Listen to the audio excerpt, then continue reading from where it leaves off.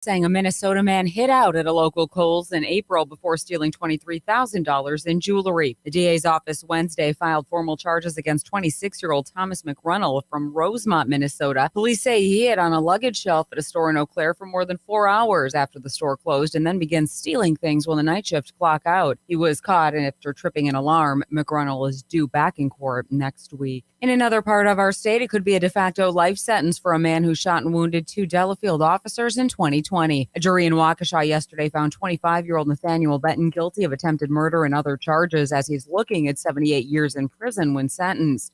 Now, the shooting was outside of a Holiday Inn in Delafield and touched off a massive manhunt. In addition to the attempted murder charges, Benton is facing charges for a jailhouse fight in Waukesha County and murder charges in North Dakota. Police say there he shot a man and fled eventually here to our state. Well, our temps are heating up, but the tuition is staying frozen. At least that's the message for students at UW of Wisconsin, as university regents yesterday voted to continue the school's tuition freeze for in-state undergrad students for another year. Tuition has been frozen at the UW since 2013. The new UW system president, Jay Rothman, said the goal there to invest the money in university while keeping it affordable for Wisconsin families. And a familiar name, Meet the Press, meets Milwaukee. If you have Chuck Todd on your TV during the weekends, he's coming our way with 715 newsroom coverage and familiar voice. John DeMaster brings us deets. NBC News yesterday confirmed that Meet the Press host Chuck Todd will moderate the debate next month in Milwaukee. So far, Mandela Barnes, Sarah Godlewski, Alex Lasry, and Tom Nelson have agreed to take part in the debate. The winner of that primary heading to face Ron Johnson.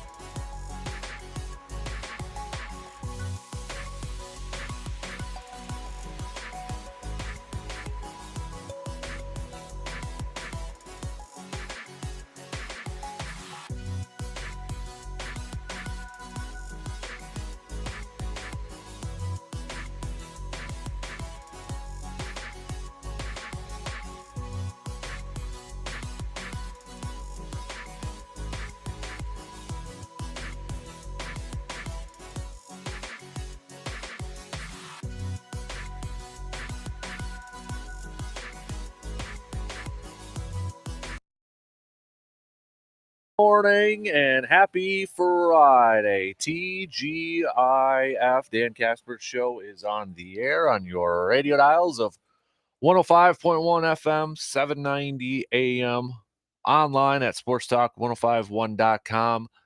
Plus, we're finally back on YouTube and Twitter, trying out some new streaming stuff out here to see if it works out, see if it's a little bit better, that sort of thing. So check it out if you've got some time this morning. Let me know your thoughts. Trying to get a little bit more fancy here this morning. So, also got the Sports Talk app in your Google and Alexa home devices. But and happy Friday. Ready for the weekend? I'm ready for the weekend. Brewers may be ready for the weekend too. Man, oh man. Falling again to the Phillies yesterday. 8-3. 8-3. Corbin Burns picking up his fourth loss on the season. He went just 4 1/3, 3 hits, 1 earned run, issuing 4, did punch out 8 there, but nonetheless, Phillies putting up 5 runs total between the 7th and the 9th inning. 5 runs total there, 1 in the 7th, 2 in the 8th, 2 in the 9th. Brewers struggling a little bit here at the plate. We'll hear from Craig Counsell and what he has to say about this streak here from the Brewers coming up in just a little bit. But thanks to Tampa Bay taking care of business against the Cardinals here, Brewers still holding on to a half a game lead in the standings. Cardinals had a chance to overtake them, but hey, thank you, Tampa Bay. Brewers southeast down there with a bunch of former Brewers down there. Cardinals will be taking on the Reds, though, and now the Brewers taking on the Nationals, starting a little bit of an East Coast trip here. Washington, then the Mets in the middle of next week. Then they visit the Reds, and then back home for a stretch here where it includes that 4-game set against the Cardinals and 3 games against the Toronto Blue Jays. That'll be a tough one right there. So we'll talk about that a little bit. We'll chat a little football here this morning too. Davante Adams spoke yesterday. Spoke about his departure from Green Bay. Can we move on from Davante now? At what point is it like, all right, that period is over with. We're moving on. We're done talking about Davante. It's over with. No longer with the Packers, that sort of thing. Can we just move on from him? But he did maybe give a little bit of insights on his thought process from leaving the Packers and what was kind of going through his mind and what he had to say about Jordan Love. So we'll take a look at that. But at what point can we just all right, we're done. We're moving on. Or is everybody or Packer fans going to be paying attention a lot to what Davante does for the Raiders this year? Davante did confirm that Green Bay did offer him more money. So it wasn't a money thing. Which, I mean, we had heard, throughout when it first happened, but this is coming from Davante himself now. So we'll take a look at that. We've got a little Stanley Cup Finals action too. We got the Tampa Bay taking the 3-2 lead now. 1 win away from advancing to the Stanley Cup Final. We've got the NBA Finals continuing tonight. Golden State at Boston. Boston holding on to a 2-1 lead. Pivotal Game 4 coming up. Can Golden State even it up, or can Boston grab another win and just be 1 win away from getting another NBA championship? So got that coming at you. Shout out to the Thorpe Cardinals softball team. They did fall late last night to Wisconsin Rapids Assumption 5-2. But as Brandon Berg, if you were following him on Twitter there a little bit, covering the action, And if you heard him yesterday, kind of talked about that it would be a tough matchup for Thorpe, but they hung tough with the top-seeded Wisconsin Rapids Assumption before falling just 5-2 in the Division 5 state semifinal. Still, congrats to the Cardinals from Thorpe. They're going down to states in their state appearance there. Congrats. So we'll get a little inside the training room with Dr. Crow coming up in just under an hour from now. Dr. Crow, Chippewa Valley Orthopedics and Sports Medicine. Taking a look at some of the injuries, getting, you guys know the drill, getting his thoughts, his opinions, a little bit of insight right there on some of the injuries going around the sports world. We'll do a little transition 3, which we do every Friday. Get to that probably coming up in the 8 o'clock hour. We'll let you know what the transition 3 will be so you can participate as well. We'll do a little receiver defer since we didn't get to it yesterday, and plus that's intern's favorite thing to do throughout his whole week. So he's going to be hopping on today as him and Brandon flip-flop days. So we'll do a little receive or defer. We got a little Feel Good Friday coming at you. The Chippewa Valley Habitat for Humanity Feel Good Friday. We'll hit that up too. So don't forget for Feel Good Fridays, if you've got anything that you would like to nominate, or if you would like, a little bit, just a good story that you heard, or want to give a shout out to somebody for something that it just makes you feel good, or it's a positive thing, send those on over. I'm looking for them. Love more local stuff. So send those babies on over. More the better. All right. More the better. So send them on over. Don't be afraid to. Okay. Never be afraid to send those babies on over. Maybe I'll put something up on the website so it's a little bit easier for everybody to submit that stuff. Or you could just shoot a text on that Shoe Doctor's bullpen line, 715-830-1912. But let's get things rolling here this morning. Let's talk a little baseball. We're going to hear from Craig Counsell as he kind of discusses this the streak that the Brewers are on right now, if that's what you want to call it at this point. But getting swept by Philly at home, not a very good road stretch here for the Brewers, a team that just got off the road for a long extended period of time there at the end of May. And the Brewers were playing fairly well at home in their limited games to begin the season, but really struggling. Even with that much needed off day, couldn't get it rolling here. So what does Craig Counsell have to say about that? What do you have to say about this current Brewers team right now? What's on your mind right now? Maybe getting a little bit healthier for the Brewers. Omar Narvaez will travel with the Brewers to D.C.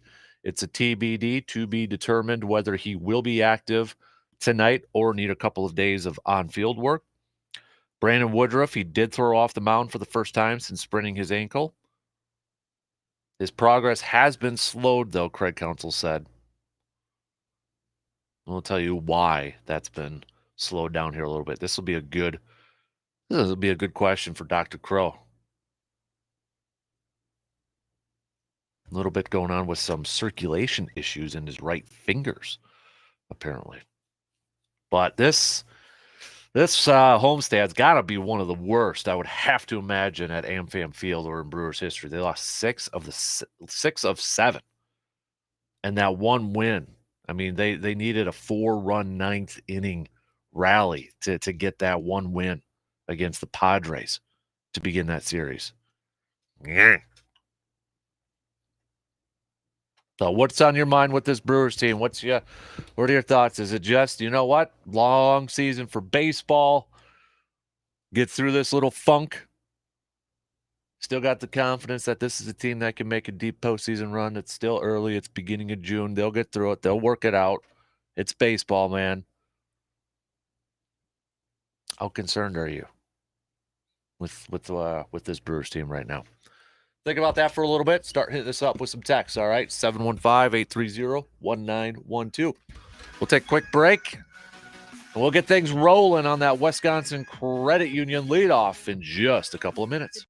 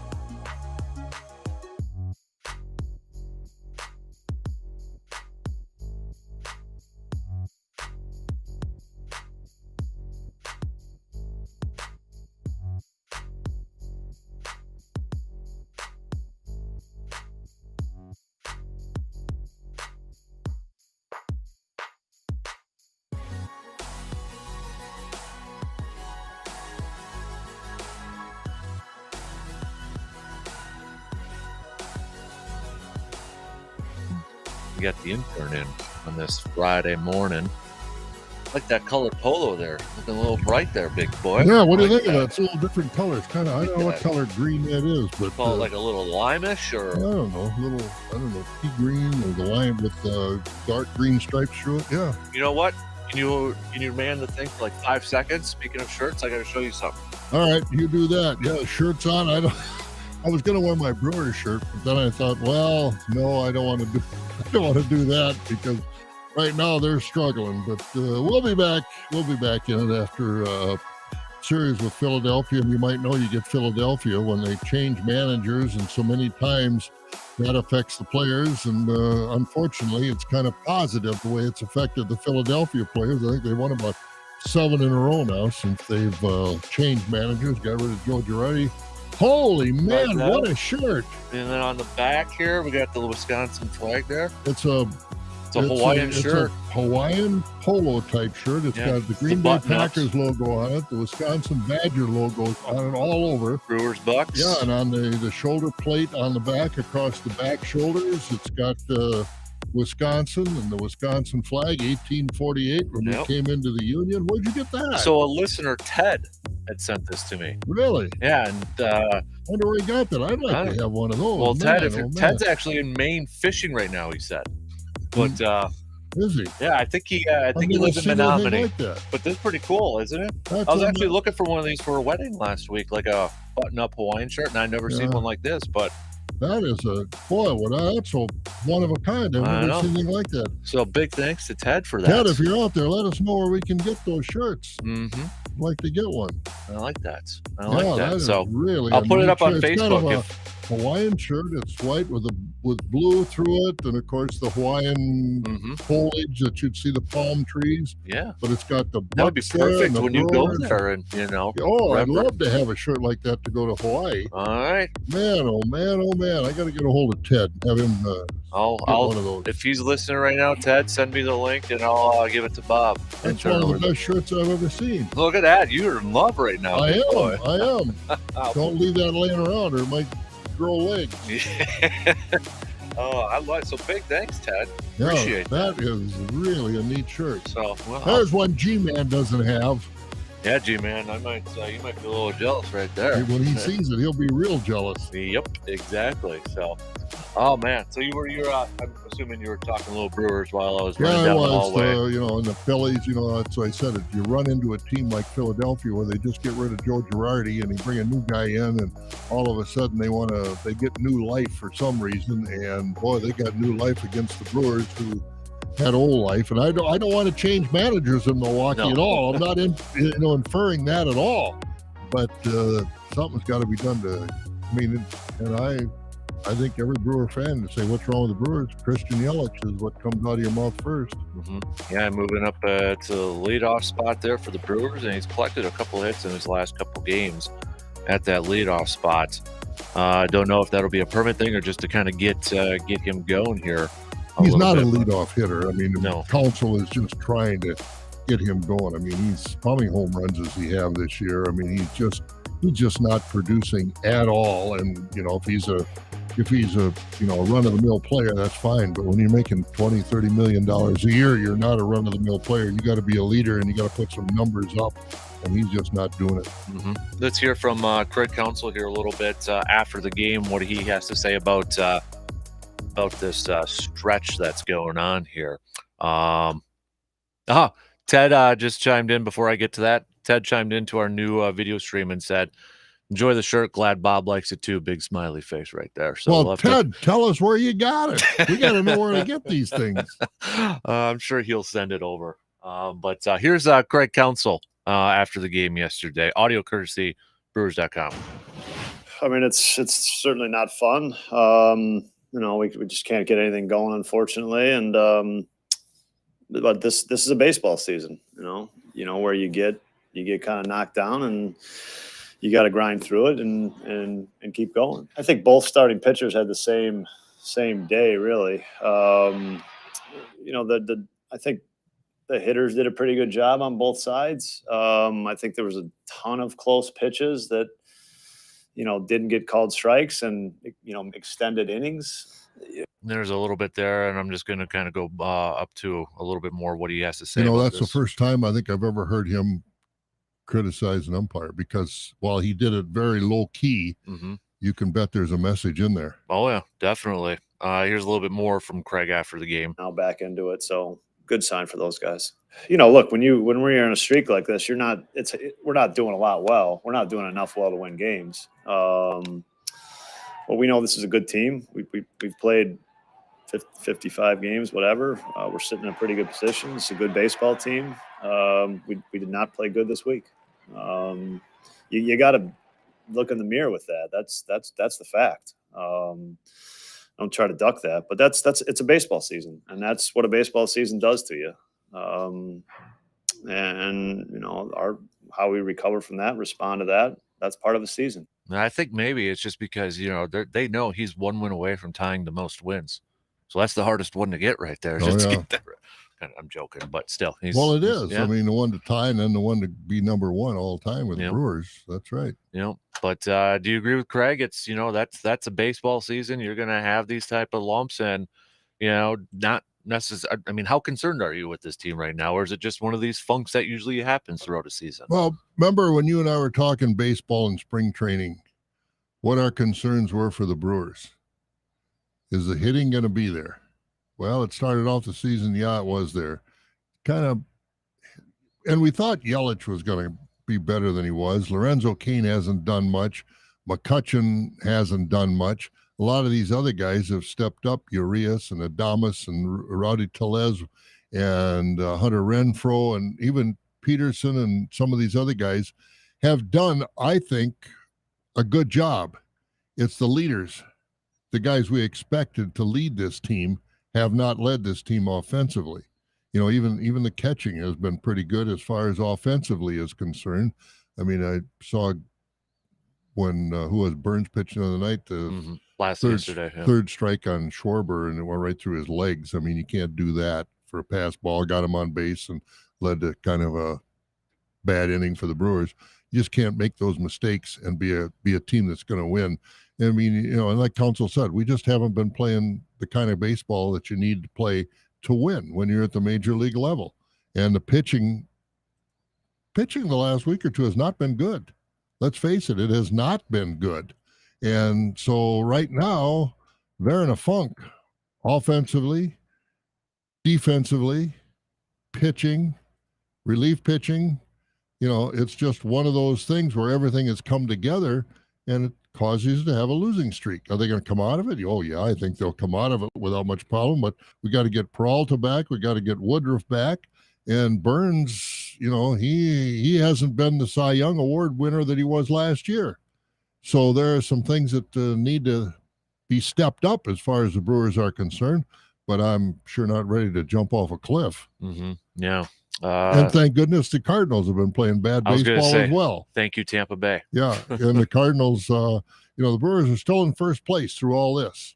You could be rooting for the Reds or the Pirates or somebody, but the Brewers are in first place. Mm-hmm. And so if you can go through a rough streak like this, and hopefully it's over now, and hopefully over the weekend they'll do better. But when you can go through a stretch like this and still be in first place, all right, guys, let's get it together and let's lengthen that lead a little bit. We're still on top. They're all looking up at us as bad as we played the last week. So, it's not fire the manager and all that sort of stuff. I hope people aren't getting to that point. No, I hope not either. I haven't heard any of that, and I don't think we will. No, I hope not, but never. I'm sure there's a couple that probably. I mean, we always have issues with managers or coaches at some point. Nobody's, even Duke fans had issues with Coach K way back when. Yeah, but no, I just think Yelich is, and you say, what's the one thing? To me, it's Yelich. He's got, I don't know what kind of a guy he is personality. Well, he's quiet. He's never in the news. He's never, this, that, or the other thing as far as the headline. I mean, even when he was going great as the MVP, he still was understated type of guy.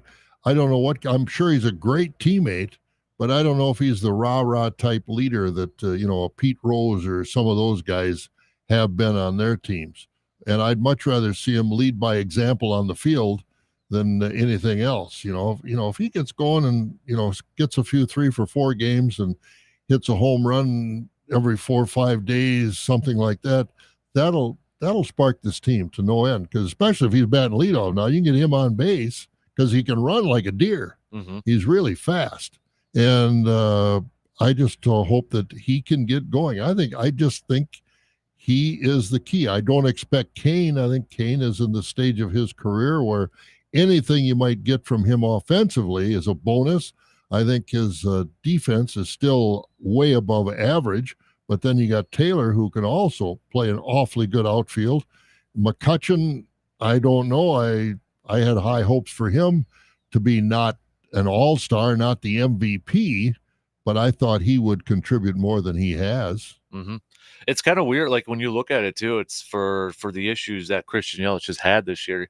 He does lead the team in runs scored so far. So it's a little bit like, well, he's on there, but there's so much more that goes into it. It is at that point. But yeah, I mean, when you look at it, you've got Rowdy Tellez leading the way with batting average at 259. He's 37 RBIs. You got 3 guys tied with 10 home runs right now for this Brewers team.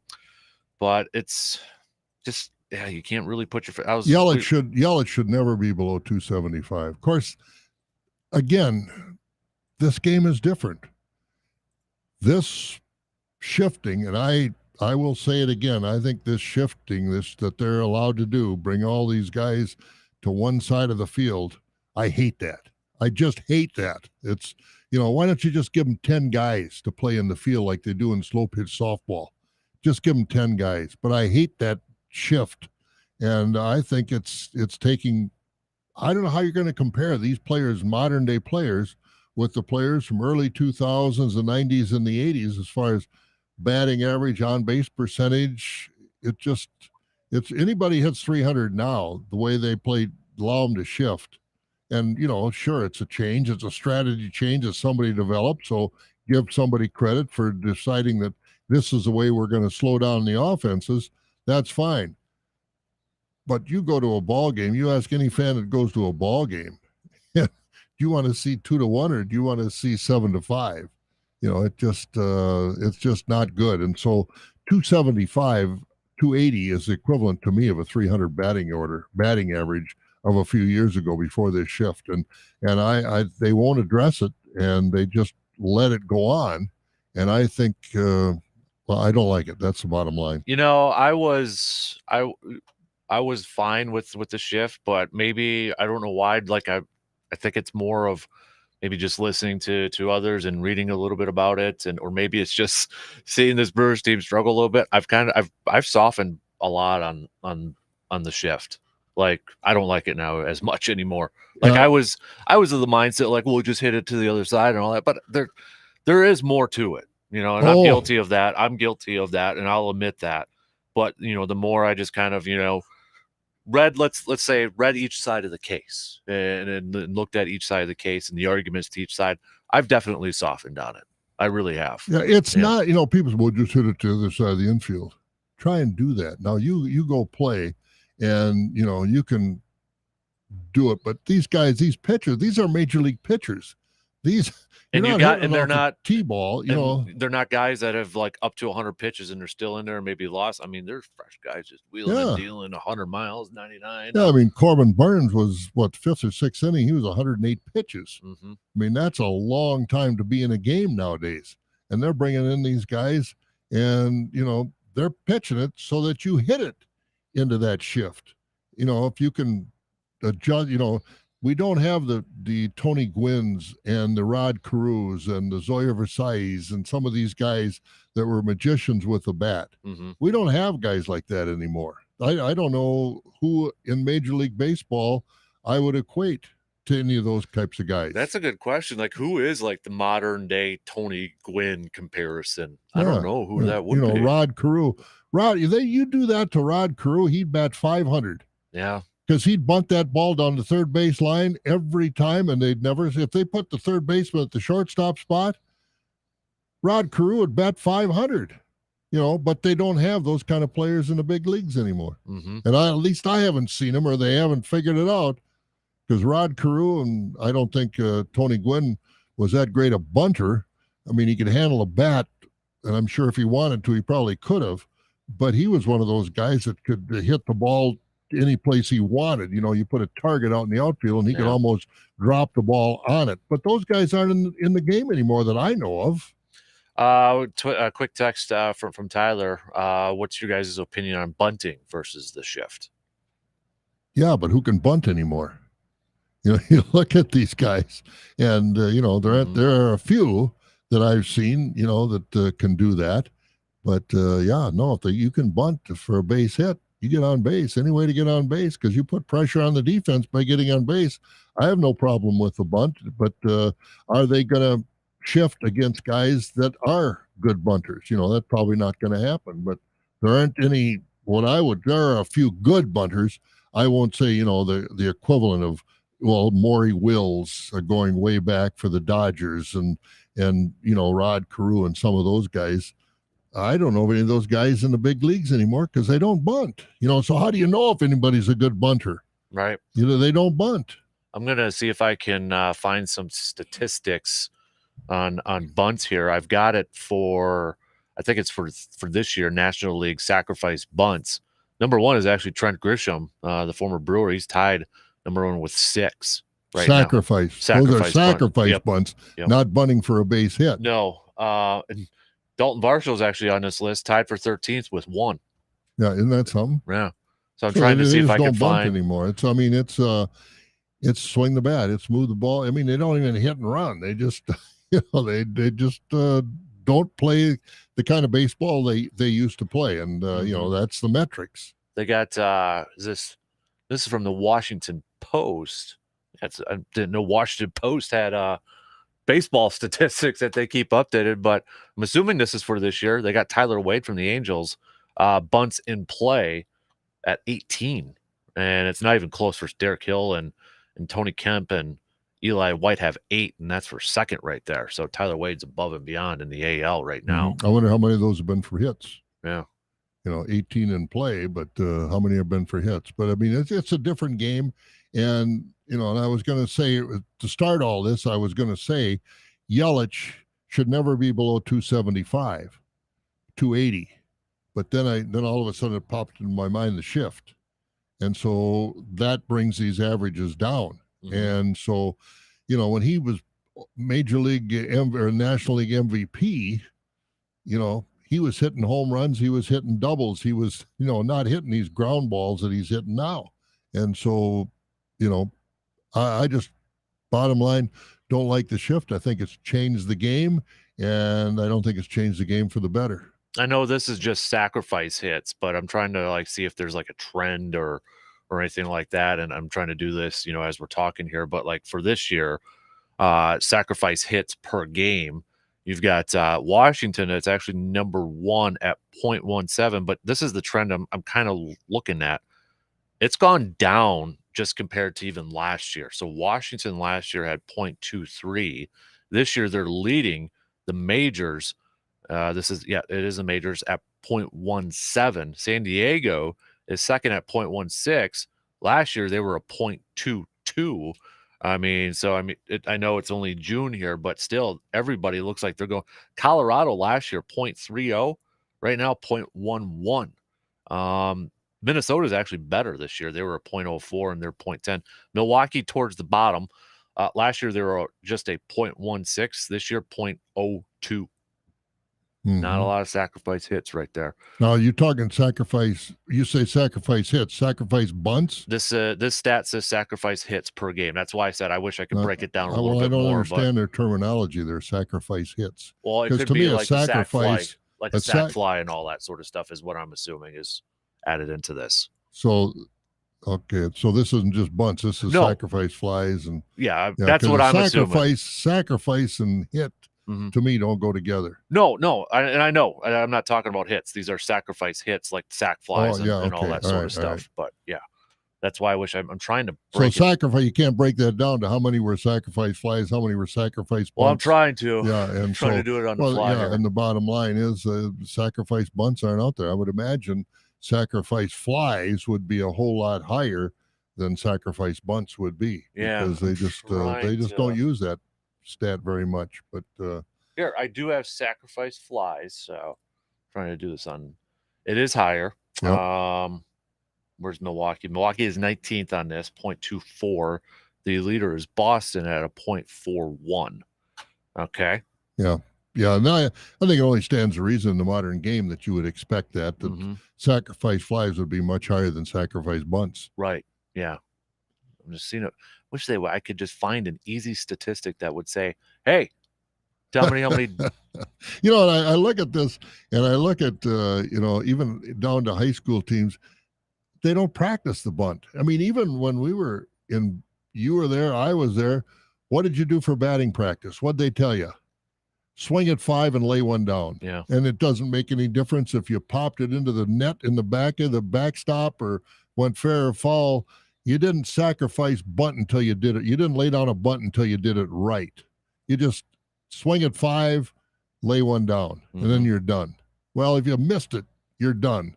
No, get back in there and learn how to, because I watched a few high school games this year and, they tried to sacrifice, and so many of these kids, they stand there and they slap at the ball. Well, that's not how you sacrifice bunt, and so it's one of those things it's not an art form anymore. They don't put much, and they never had. If you wanted to learn how to bunt, you had to take your own time and learn how to bunt, and it, it's when I was catching and it was a bunt situation, I always called for a high pitch. Around the letters, because how are you going to get on top of that? Right. And they're still going to try and bunt it, and they're going to pop it up.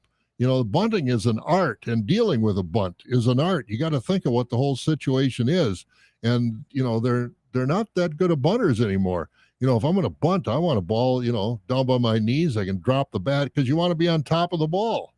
If you get below it, it's going to pop up. It's an easy out. So the bunt isn't worked on.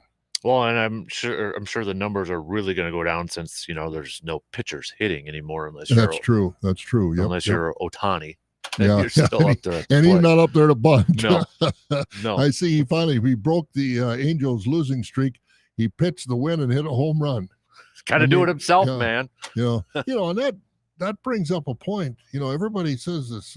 Mike Trout's the best player in the world. I love to have him on my team. I'm not degrading a guy in any way, shape, or form. But is he to have Hall of Fame numbers yet?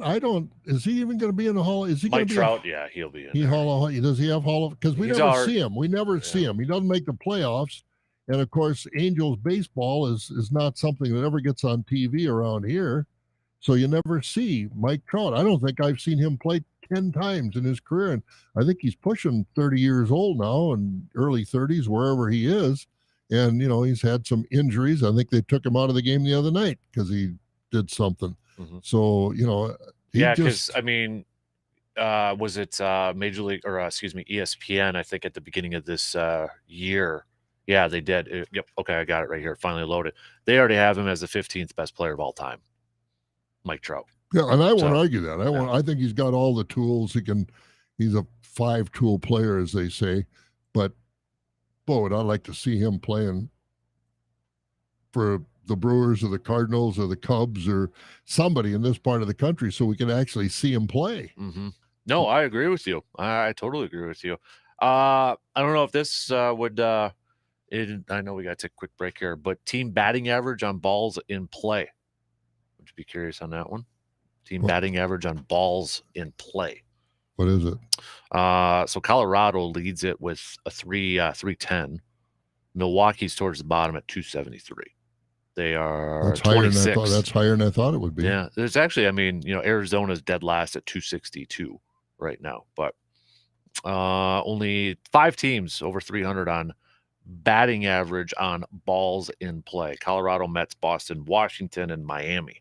I wonder how many players right now have an average over 300 in all of, and it's high. I don't expect you to find it, but But with all the teams, how many players, regular players, not not guys that play once in a while, but regular everyday players have an average over 300. I can find that for you I'd be interested to see how many, because again, I think this shift takes away 15, 20 points over the course of a season on a batting average. And, I don't think there's any way in the world anybody's even getting close. A few years, every once in a while, a guy was, batting close to 400. Mm-hmm. I don't think we're going to see that again with this shift, because I just don't think there's enough opportunity there to hit some of those, seeing eye ground balls, as they say.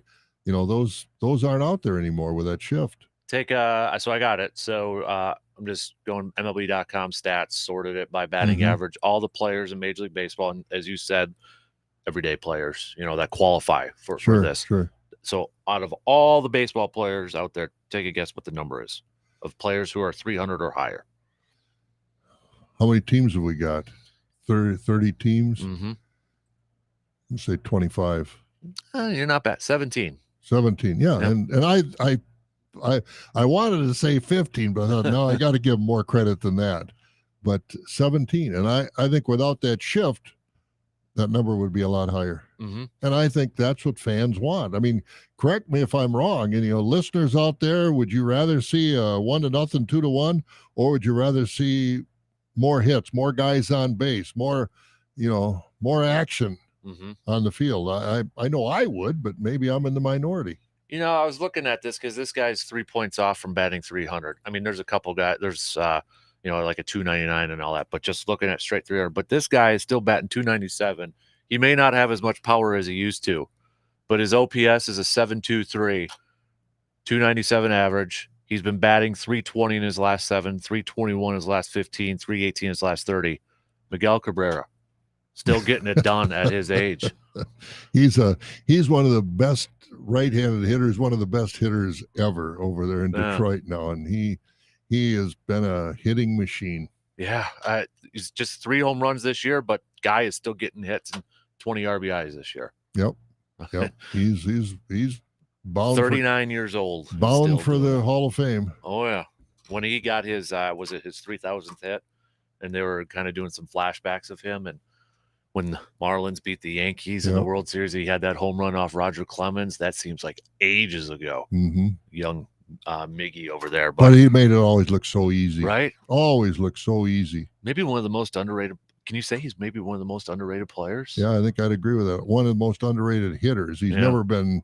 He started at third base, and now he's been playing first base for Detroit. But yeah, I think so. At least one of the most underrated hitters of all, because he played in Florida, and then he played for Detroit. And Detroit, let's face it, Detroit hasn't been in the headlines lately. No, had those couple years when it was him and Prince, and I think he hit the Triple Crown, Miggy there. Yep. Verlander was over there too, but they couldn't get it. A couple trips to the World Series, but never got away with it. Never got it in there. But no, he's definitely a first ballot Hall of Famer. Yep, definitely. All right, we got to take a quick break. We ran a little long, but that's okay.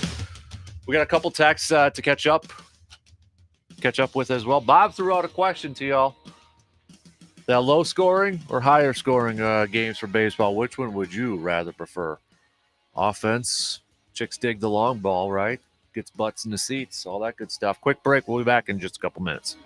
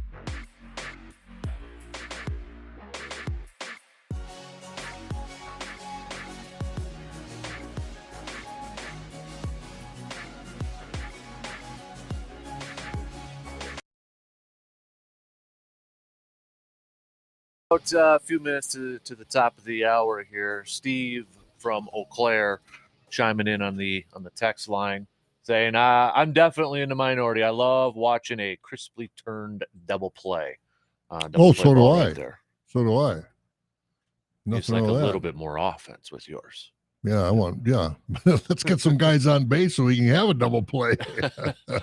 No, I agree with him. I love to watch good defense. I was watching the women's college softball World Oklahoma is a Series. powerhouse, man. Yeah, Holy Oklahoma is a good. moly. But I mean, you watch these girls turning double. Texas turned a record number of double plays. I mean, that in softball, You got to be quicker with that. You got to be you know? quick, and so no, I enjoy watching good fielder. Ozzie Smith, watching him play, and some of these other guys in the field are just magicians with the glove. I have no problem with that at all. No. But I want to get some guys on base so we can maybe have some double plays. We got another text here too from we got. Okay, I know we would be renting him, but what would it take to get Juan Soto? A lot.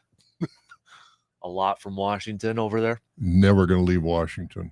I mean, somebody would have to, I don't know what they'd have to offer, but, you look at that team, because I was down there in Milwaukee when Washington was there that's the right. last time. That was a game you're at. And Soto was there, but you look at the other guys playing with him. They're all 22, 23. 19, they've got a young team. Mm-hmm. This isn't like Soto's playing with a lot of guys that are 35 and 30 that are going to be gone, and they got to find new guys. They've got a young team.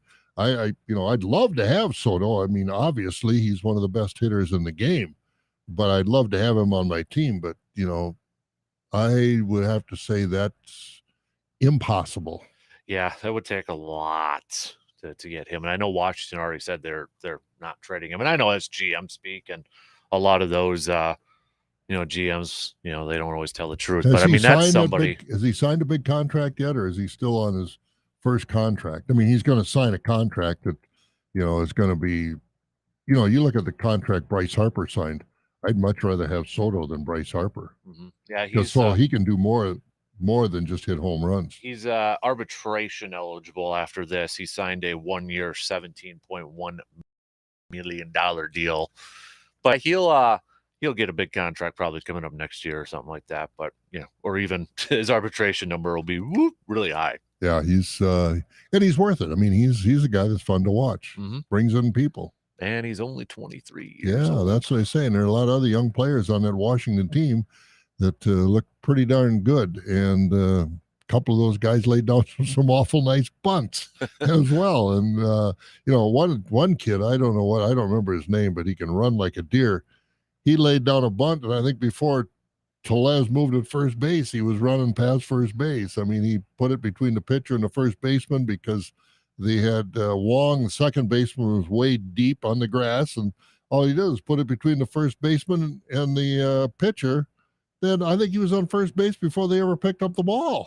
And there was nobody near first base if Tellez would have picked it up and thrown him out. Mm-hmm. So I think Washington's got a nice nucleus of young players.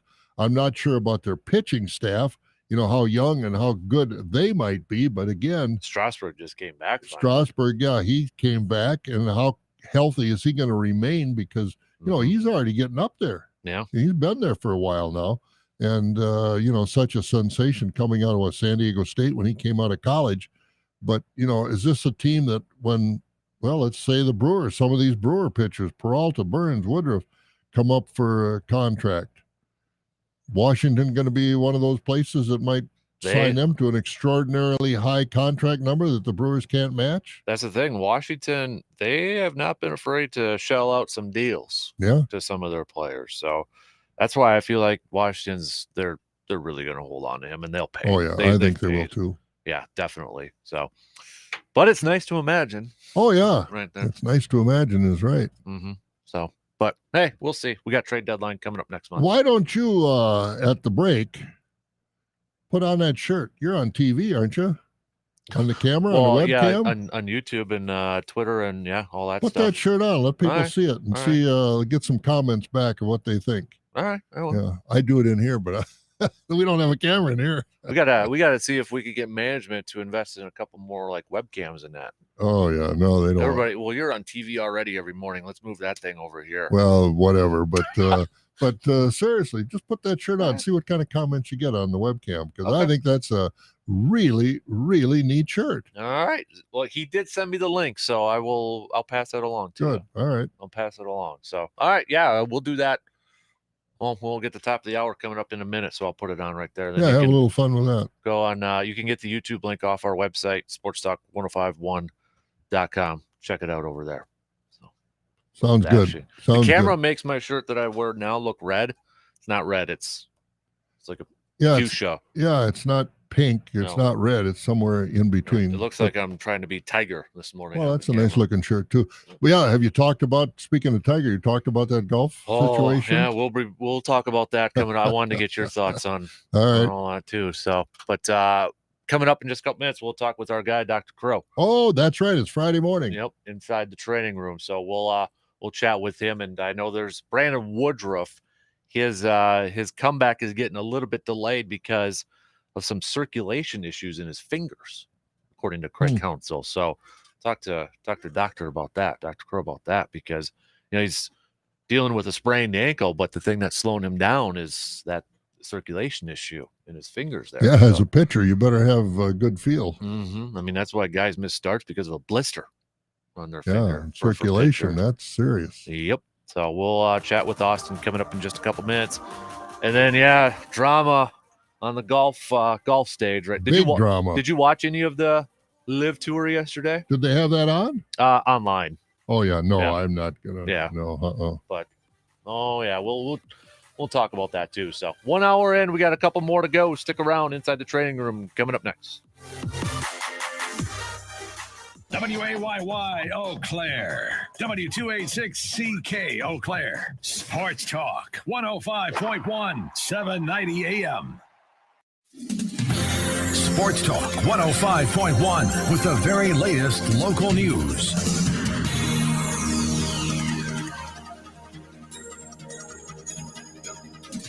Oh, we'll start with local.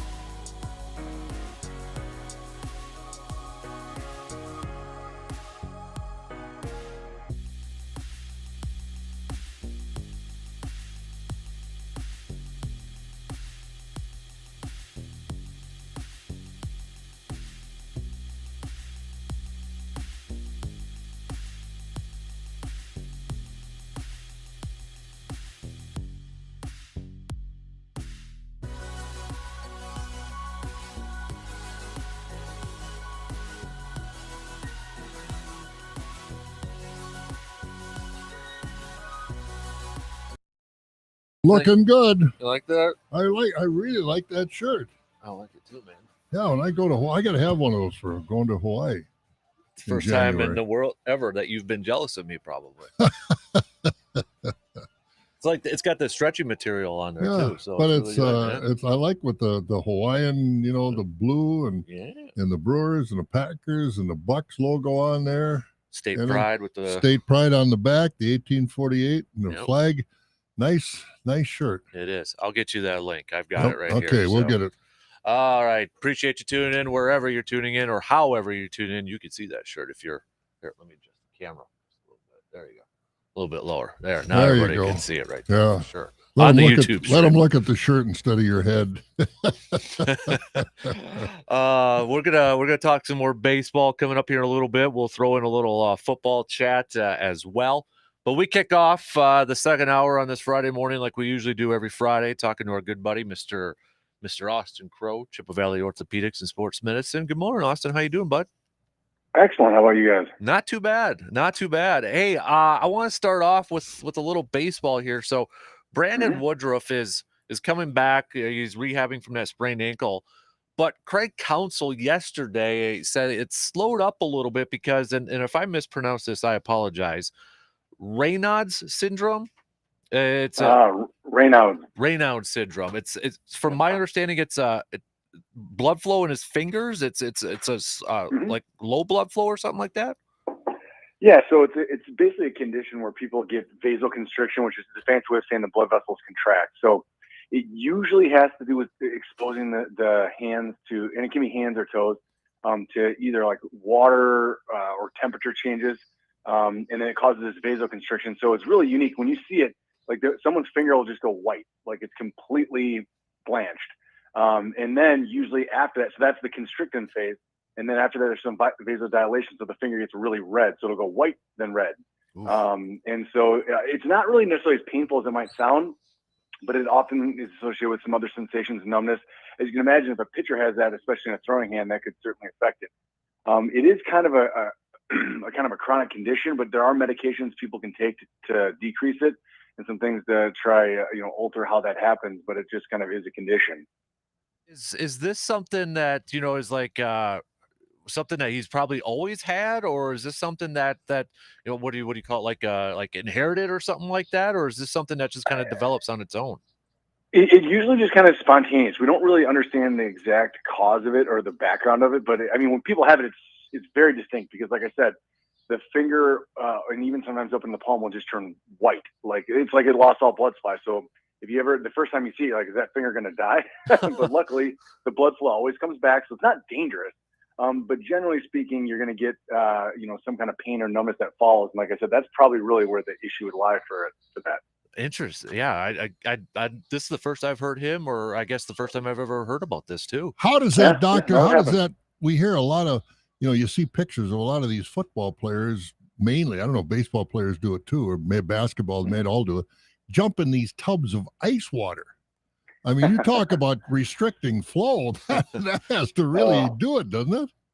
It does. It's a shock to the system. I used to do that in college. I jump in the ice bath after practice, and it is shocking to say the least. But then after that, you actually do get increased blood flow following. So it does help kind of dump the toxins out of the muscles. And if you can tolerate the first about 30 seconds, you can make it through. Otherwise, it feels like you're about to die. Can you stick your hand? Would that help him to stick his hand in ice water like that for whatever? Actually, that probably would cause an episode, if you will. So that would probably be the last thing he'd want to do. But over time, it can respond and just kind of go away. But usually once people have it, they have it. It's just kind of a thing. Like I said, there are some medications. Usually it's like actually blood pressure, heart medications that they do because the arteries in your fingers are surrounded by muscle. And so that's what the constriction and dilation is. And so you take a medication that tries to limit that. So they might try that with him, and I bet they will if it's a severe case. Some people just get it mild and very intermittent. Some people it's more significant. He's Dr. Crow inside the training room from Chippewa Valley Orthopedics and Sports Medicine. Hey, speaking of ice baths and all that, that's what Steph Curry said that he's been doing to recover from his injury. They're calling it kind of a sprained foot when it got rolled over. He said, I got about, this must be nice, 10 and a half hours of sleep and a couple of dunks in the ice bucket, and that's about it. Well, that's 10 and a half hours. What's that like? So I don't know what that's a couple days. Yeah, work. I've heard of that. Yeah. So he says he's going to be good to go here, but is with the way Steph Curry plays and he transition threes and all that sort of stuff. If it is a sprained foot, how much of a cause of concern is that for a player like Steph Curry with the NBA Finals going on? The good news is often those injuries are relatively mild, and so they're basically just doing symptom control. So they'll probably tape up his foot and his ankle to give him some support. And I know he's had some ankle issues in the past, but it does sound like they're calling this more of a foot injury. I mean, there's so many ligaments in the foot; it's hard to say which one he sprained. But if it was a severe one, it would be, like a 4 to 6 week minimum or potentially surgery. And we know that's not the case. So this is probably a relatively mild sprain that he's just going to have to kind of fight through the symptoms. And could it affect him? I certainly could. And certainly he does play an aggressive style where he's going to cut, pivot, jump, and those type of things. So could it affect him? It could, but I bet he's able to play through it pretty well, frankly. Does he made a quote in here too, and I'm sure you probably heard this before from a lot of athletes, but he said, because I went through what I went through in the regular season and coming back, I know exactly what it is and what I've got to deal with and the soreness, pain level, and all of that. Is that something that, I got to imagine you hear a lot of athletes, say that, but is that actually a benefit to some of these athletes that, I went through this before, so I know how to deal with it. I know what to do. And, I could play through it because I went through it before. Is that actually a thing? Well, I would say so. Yeah. There's a, especially if it's a similar injury, right? So if you've had that injury before, you kind of understand how the body heals it and kind of the limitations you'll have, because certain injuries will only affect you in certain ways. And so sometimes players will adjust or kind of modulate the way they play in order to compensate for that. Some injuries you just can't play through, right? And luckily this isn't one of them, because it'd be a different NBA Finals without Steph Curry out there for sure. Mm-hmm. No doubt about it. Did you have it? Let's go to golf, Doctor. Yep. But Tiger Woods is not going to play in the U.S. Open next week. That leg injury he had, almost to the point where they talked about amputating that limb below the knee. Mm-hmm. Is it a miracle that he's played at all so far? I just think that must be like a potato, one of those potato sticks that could snap so easily. That just gave me a bad image. I don't see how he can ever really get back in the game and turn on that leg and put pressure on that leg. Am I overstating it here? No, not at all. It was a horrific injury. Now, again, Dan and I have chatted about this a couple times, and I'll kind of recap. He had a severe injury to the shin bone, the tibia, and then he also had a severe injury to his foot. And individually, each of those could certainly be career or even limb threatening. Together, it is just such a tremendous injury that, again, I said from the get-go, I didn't think he'd ever play again. So for what he's accomplished is in my mind truly mind-boggling. And I think if you watch him play, you can see he has adjusted. Speaking of Steph Curry adjusting, same thing. Tiger's adjusted his swing. You can see the way he swings, the way he walks. Those are affected. So, and with that, he's going to transmit, energy and forces to his back and other parts of his body to adjust. And the problem is he doesn't have a good back either. So again, I don't want to be a pessimist. I just don't know if Tiger's ever going to be able to get even remotely close to where he was before. He might have flashes of it, but ultimately he's going to do things that are going to aggravate the leg and the back. And he's going to have that where he had in his last, I don't know if it was the Masters or what was the last, or the PGA, whatever it was. He was able to play a couple days and then it just caught up to him. And I think that unfortunately is going to be probably a recurring theme. But I would love for him to prove me wrong. He did it by getting out there in the first place. So, but to come back from that, yeah, those are injuries as an orthopedic surgeon. You see, you're counseling the patient about, hey, our goal here is to get a leg that lets you walk again. And so to think about playing at the PGA level, that's just mind-boggling. I think we all want to see him back. What a magician on the golf course. But how much of it, Doctor, is you look at the courses, and I've never been to Augusta, but they say the change in the altitude there from hills and down is unbelievable. You don't get that third dimension on TV. And the same thing with where they played the PGA. But going to the British Open, those courses are more level. Is that an advantage for him besides the pressure he puts on his legs in his swing, walking those courses like Augusta versus walking a course like the British Open? How much less pressure does that walk have on that leg? Yeah, that's an excellent point. I think it's actually twofold. One, the injuries he had, just to recap them again, it was the shin injury and then the foot. So again, I was not a treating surgeon, so I don't have x-rays or anything, but I was told it was an injury to his talus. So it's the bone beneath your ankle. That has a lot to do with the side-to-side rotation of your foot. And so walking on uneven terrain puts a lot of stress through the subtalar joint, which is, again, the joint that kind of lets the ankle kind of rock her back and forth. And so not only walking it, yes, that would affect it, but even more so is in your stance, because they're going to have a lot of lies where they have to have an angle on their foot. And I can tell you that would not feel good to someone who, because no matter how well he's healed, he's going to develop some amount of arthritis around that because of the injury. And hitting on those uneven lies is really going to be, I think, a difficult thing for him. So yes, a flatter course would be easier for him to walk and just kind of get through. And then also certainly how he addresses the ball and in his stance, I think that'd play a big role as well. That's interesting. It brings me to a question, because when they were talking about the Masters, they talked about all those hilly lies and all that, and he made it through that one. Obviously backed out of the PGA. Now I don't know if that was more like he knew he was out of it, so he just kind of backed out of it. But is the walking the biggest concern with him, or is it the swing and the follow through? If we've all played golf, but the follow through on that lead foot, what would be the bigger concern? I would say both. Just simply walking that. I mean, not many of us actually walk the course, or at least I can only speak for myself. When I'm on the course, I'm riding in the cart. So exactly. And I think a lot of us are like that. So, to walk 18, I mean, you're walking a pretty long distance. Although luckily he's probably not walking through the woods like I'd have to be. But when you get that, I mean, that simply walking is going to put a lot of stress on it. And then, but I would say probably let's put it on. He has a violent swing. He always has. I mean, that's what separated him, is his ability to generate club speeds that other people can't match. And so he swings hard. And so I think that's probably the biggest thing.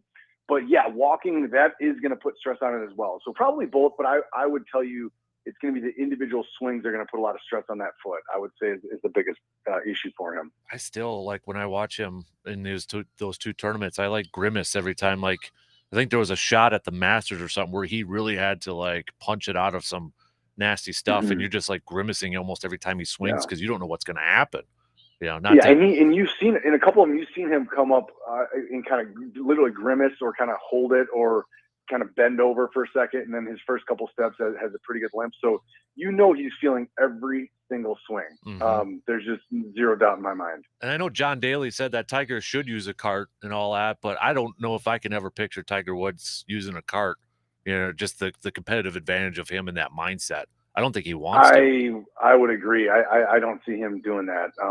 If it kept him on the course, I would be all for it. I think we all, again, he adds so much excitement to it, but at the end of the day, I just don't see him doing it either. I think he's either going to do it or say, look, it's time to hang up the clubs. Mm-hmm. Yeah, I think he's already said that competitive golf, walking the course is part of competitive golf. He'll never take a cart. Yeah.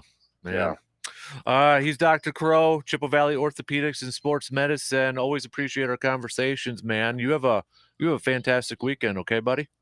All right, you guys as well. Take care. You too. There you go. Dr. Austin Crow, Chippewa Valley Orthopedics and Sports Medicine for Inside the Training Room. Yeah. Always learn something. A guy that's been there, done that. He's been on the field of athletics, so he knows what these injuries are all about, and he knows how to take care of them. We've never stumped him yet. Oh, I don't think we ever will. Well, that's a goal.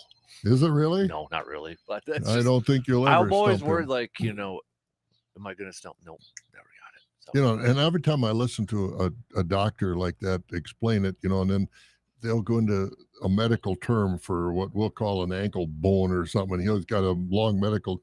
I'm thinking, I couldn't get through medical school because I couldn't remember all those different bones, and it's just and the different terms that they use. Well, the bone he described under the ankle, I'd never heard about that before. I never had either, and it's just it's remarkable how smart, knowledgeable these doctors, medical people really are. And I mean, the nurses the same way.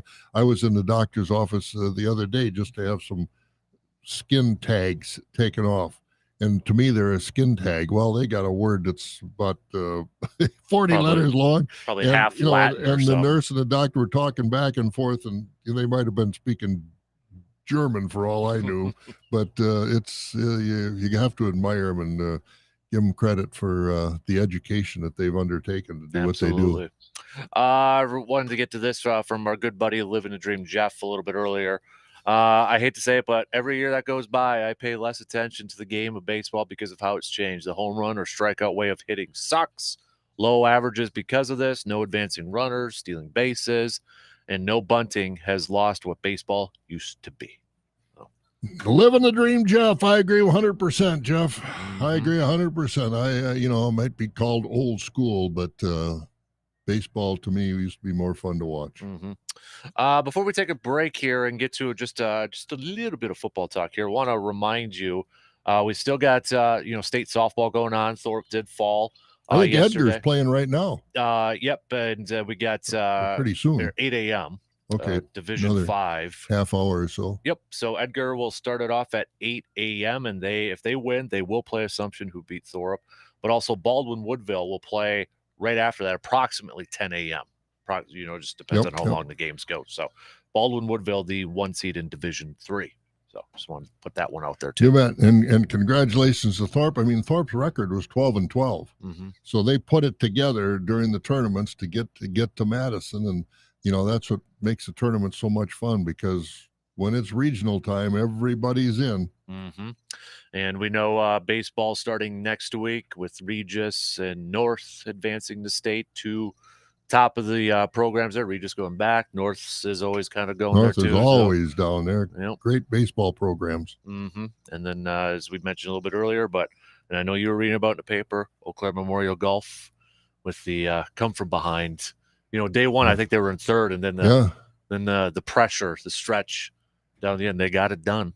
I'm jealous of those kids. Yeah. I look at their picture, I'm like, how do you guys, they're like, high schoolers, and they're shooting under par. I know, and one of them is Bob DeBrooker, who's around Eau Claire, ran the co-op out the Eau Claire Co-op, the oil it used to be, now it's the Eau Claire Co-op.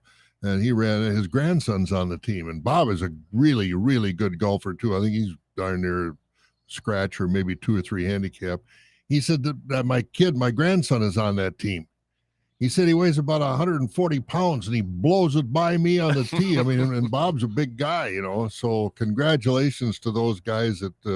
It's really nice to see. The only thing I wish that I identified him in that picture that was in the paper yesterday. There are no names on there, so you don't know who those kids were. So that was the only thing that I was disappointed in. But what a nice reel, a nice story. Yeah, just adding to the tree, if you will, of all these young golfers that have come from this area.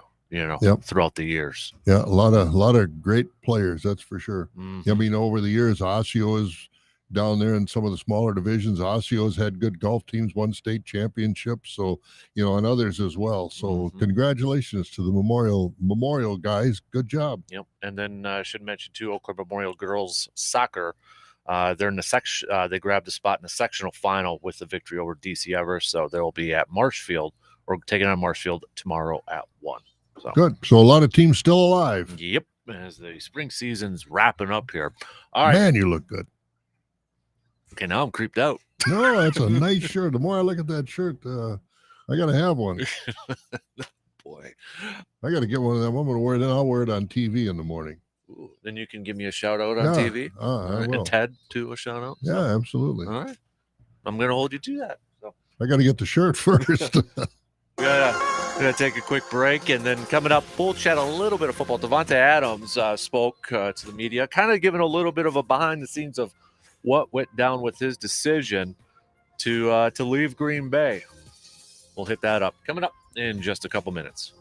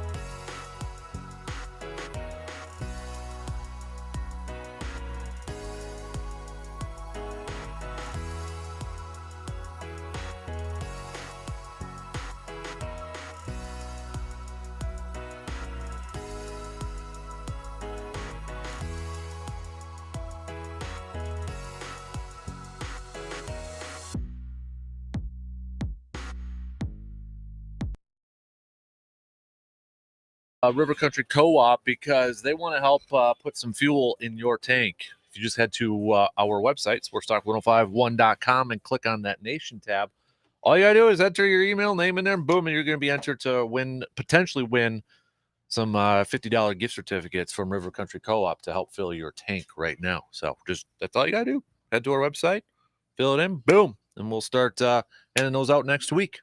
Oh, good deal. Well, I'll tell you, $50 doesn't go very far. I just looked at, and again, my morning job earlier is obviously the farm show, but I look at corn and soybean prices, and I look at the oil price. July crude oil prices are every day, $121 a barrel, give or take a few cents, and it's starting to show up now that people aren't driving as much, not near like the COVID times. But people are backing off from driving. I know I am. I've really cut back on my driving. Boy, I don't take pleasure cruises anymore. I go where I got to go and plan my drives. This is getting really hurtful. Yeah, you have to bust out the bike. Yeah, you have to do a little pedaling. I know, and I imagine the bike shops are doing a pretty good business right about now. Yep. Skateboard it? Yeah, well, I'm not. I want to survive. I don't think if I skateboarded, I don't think I'd end up in very good shape. Hudson's got a little battery-powered UTV that goes about 5 miles per hour. I might have to leave at like midnight just to get over here in the mornings, but a couple charges on the way too. So. But it is getting to the point where, wow, it's getting hurtful. Davante Adams spoke at the Raiders practice yesterday and kind of gave a little bit of a, I guess, background insight to what went through his thought process and why he decided to leave Green Bay. And the biggest thing, and something that we kind of speculated about, but he kind of confirmed it yesterday, was he didn't know the long-term future of Aaron Rodgers. He didn't know how long he was going to be around. He said, it's not a knock on anybody in Green Bay. He called Jordan Love out by name, said that he likes Jordan Love. He loves Jordan Love.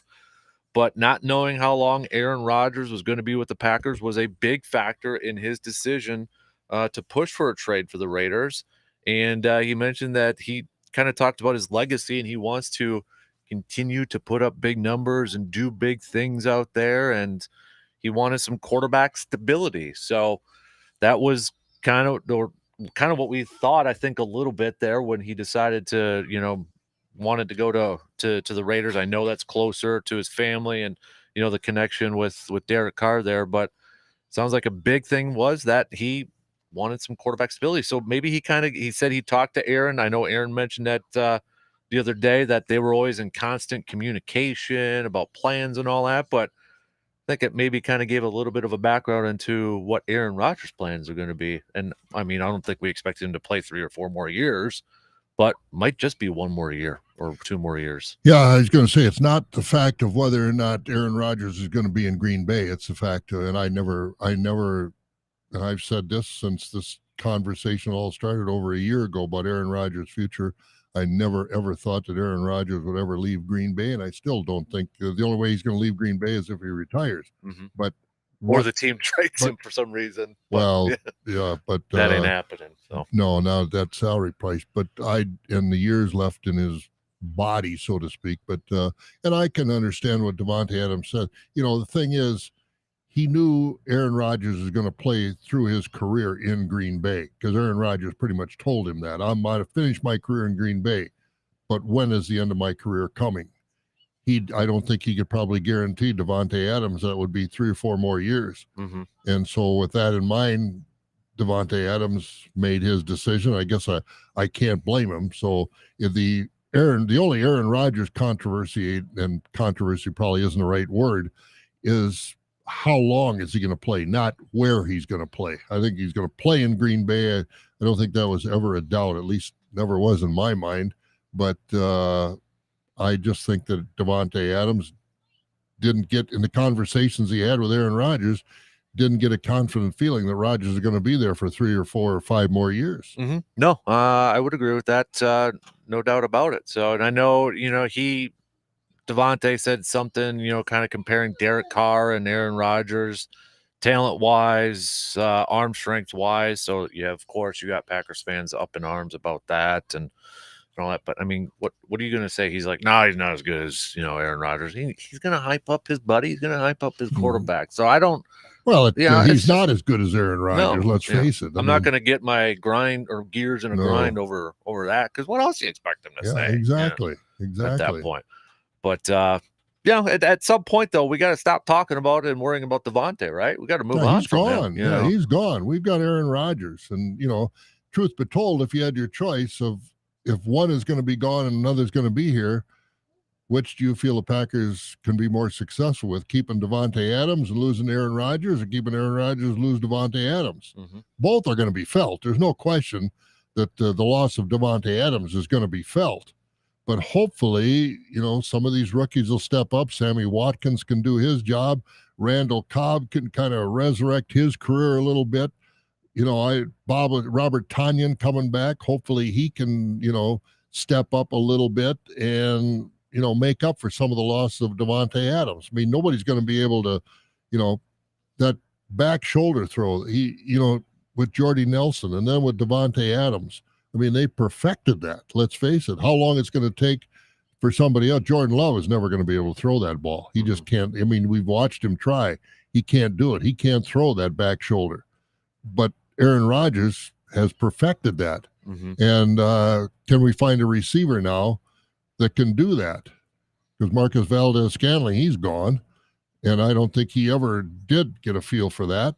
So can we have one coming in here now? And I don't know what in this mandatory workouts they've had this week, how much he's working with some of these young guys and whether or not he's explaining the concept to them. I don't know. The one quote from Devontae, this isn't a shot at any other quarterbacks in Green Bay. I love Jordan Love, especially. He's a great guy.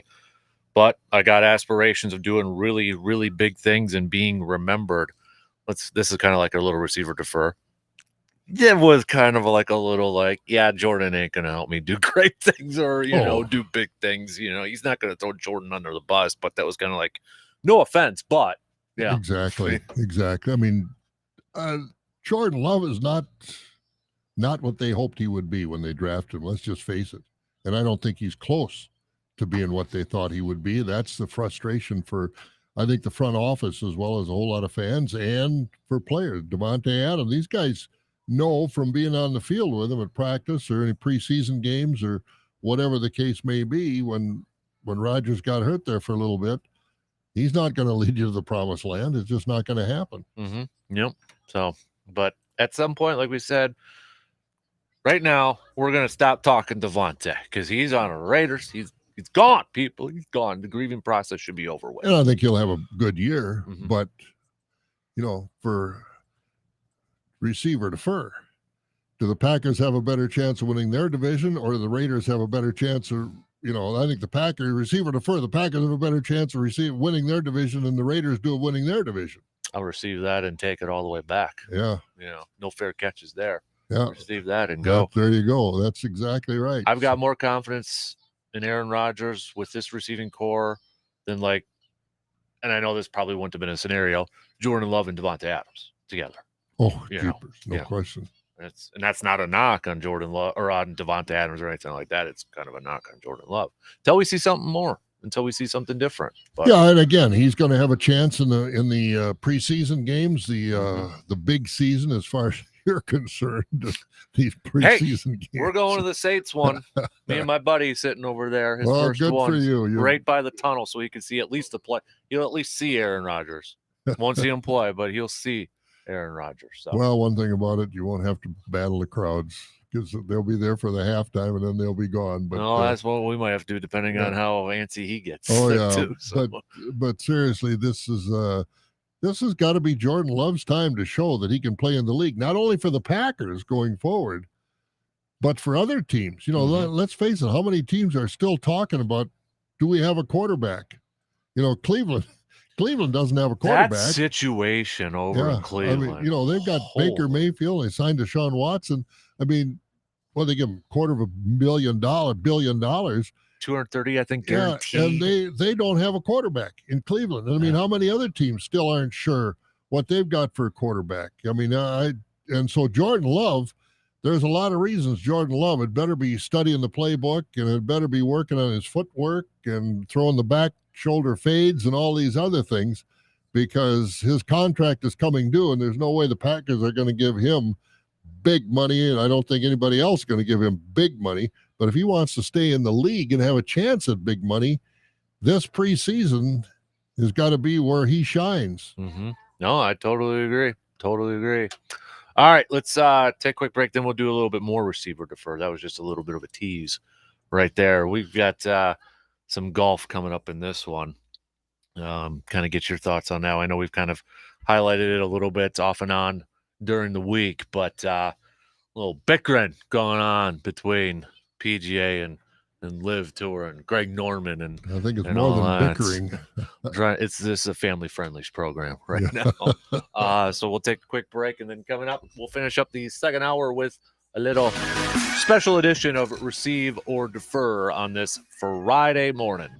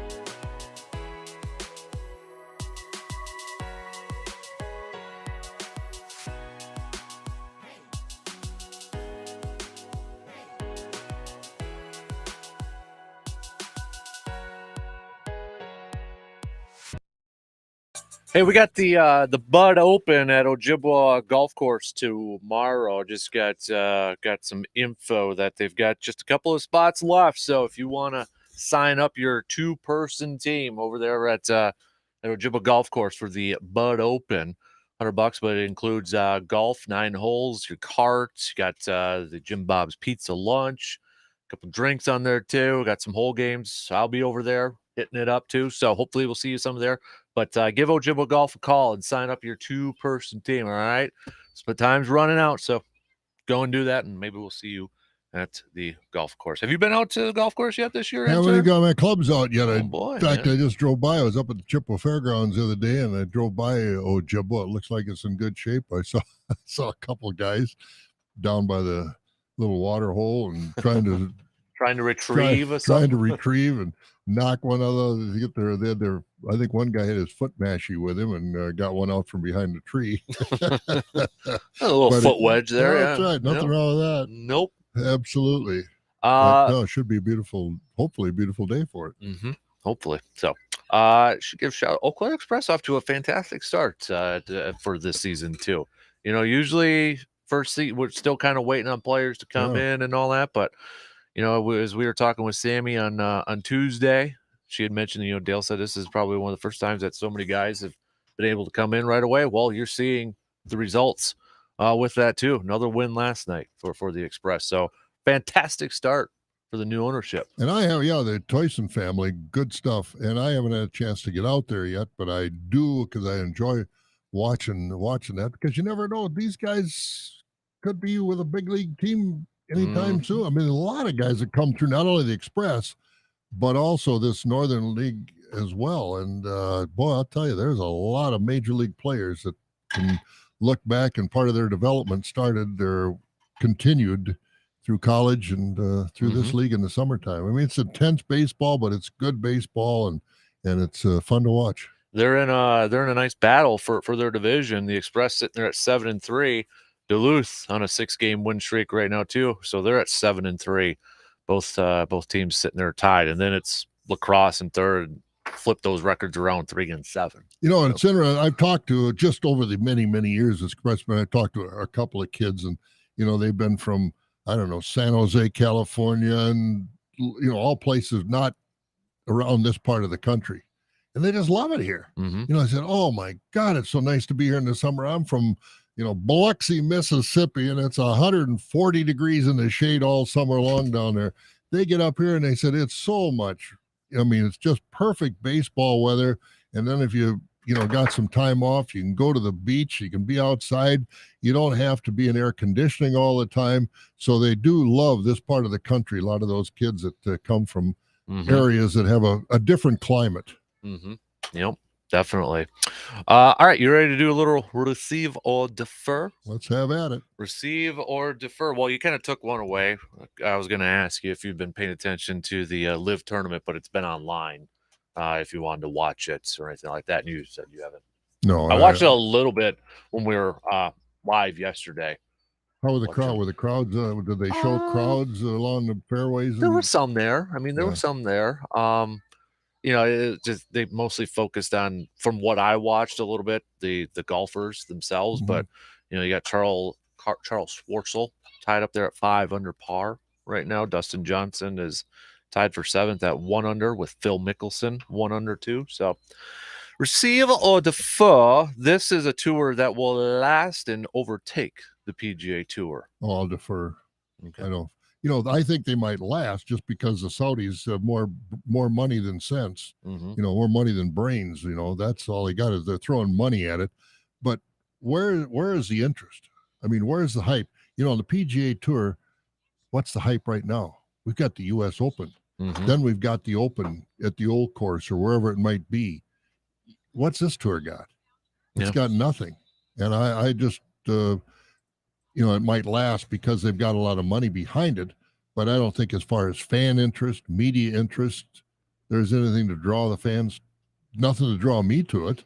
If I know, I think the only person that would really maybe change the landscape of this, even with how banged up he is Tiger Woods. If Tiger Woods went over there, then it's a completely different ballgame. Absolutely. And even if he finished last in one of those tournaments. Oh, absolutely. I agree with 100%. And you're also seeing what is the impact of Phil Mickelson. You know, they always say Phil and Tiger, Phil and Tiger, Phil and Tiger. I never bought into that. Yep. Because, you know, it's fun to watch Phil play. And, you know, he hit some magic shots with his wedges. But nobody's in the class of Tiger Woods. Mm-mm. And I think you're seeing that now. Phil Mickelson isn't he's a name, but is he a draw? I don't think he's a draw for this LIV league or whatever they're going to call it. Mm-hmm. And so, there's only one Tiger. There always has been. Mm-hmm. You know, you got Tiger and you got Arnie Palmer and Jack Nicklaus. You know, you had Gary Player, Lee Trevino, always fun to watch. But, you know, there have been very, very few that have been to that level that makes you want to go to that tournament and follow those guys. And I don't think this league has any of that. Receiver defer, two-parter. One, do you think LIV will end up creating their own major, and will it be recognized as a major when records for like records and all I that think sort of they'll stuff? try and create their own, but I don't think it'll be accepted as a major. There's only 4. There's another major, it's going to be the Players. Mm-hmm. You know, that's the 5th major. Many say it's best field in golf now. Why isn't it a major? But they the LIV, they're going to have the best field in golf. It's impossible. Yeah, I mean, I don't know. You know, I mean, they've It's got all a lot money. Of, it's it all is money. 100% That's why all those money. guys went over there. That's all money. That's the bottom line. There was, I don't know if you saw, was it Lee Westwood and Ian Poulter a couple days ago? And there's been, I mean, I don't know if anybody's kind of paying attention, but, you know, media members there have been asking some tough questions and, good, asking them. Supposed to be their job. Yeah. And, they've been kind of like ushered out, or they've cut press conferences short and all that. But like one of the reporters asked Ian and Lee Westwood when it was during their time, he straight up asked, "Is there a tournament that you guys wouldn't play? Like, what if he dropped, Putin? All of a sudden said, all right, I'm going to have a tournament here. I'm going to pay whatever." Those guys wouldn't answer it. Yeah. And they said, "Oh, well, that's a hypothetical question." Well, no, it is a hypothetical question, and they wouldn't answer it. Yeah, no, I mean, this Saudi Arabian outfit, who knows where they're going to put a tournament or try to put a tournament. And, I don't know what the future is for where these tournaments are, but they can call it a major, but it's only a major for those. You look at how many guys are on that tour and how many legitimately have chances to win a major. Dustin Johnson, I think Phil's way over the hill. Sergio won a match a couple of years ago, but I wouldn't pick him. I mean, Ian Poulter, you got Lee Westwood. You got Louis Oosthuizen.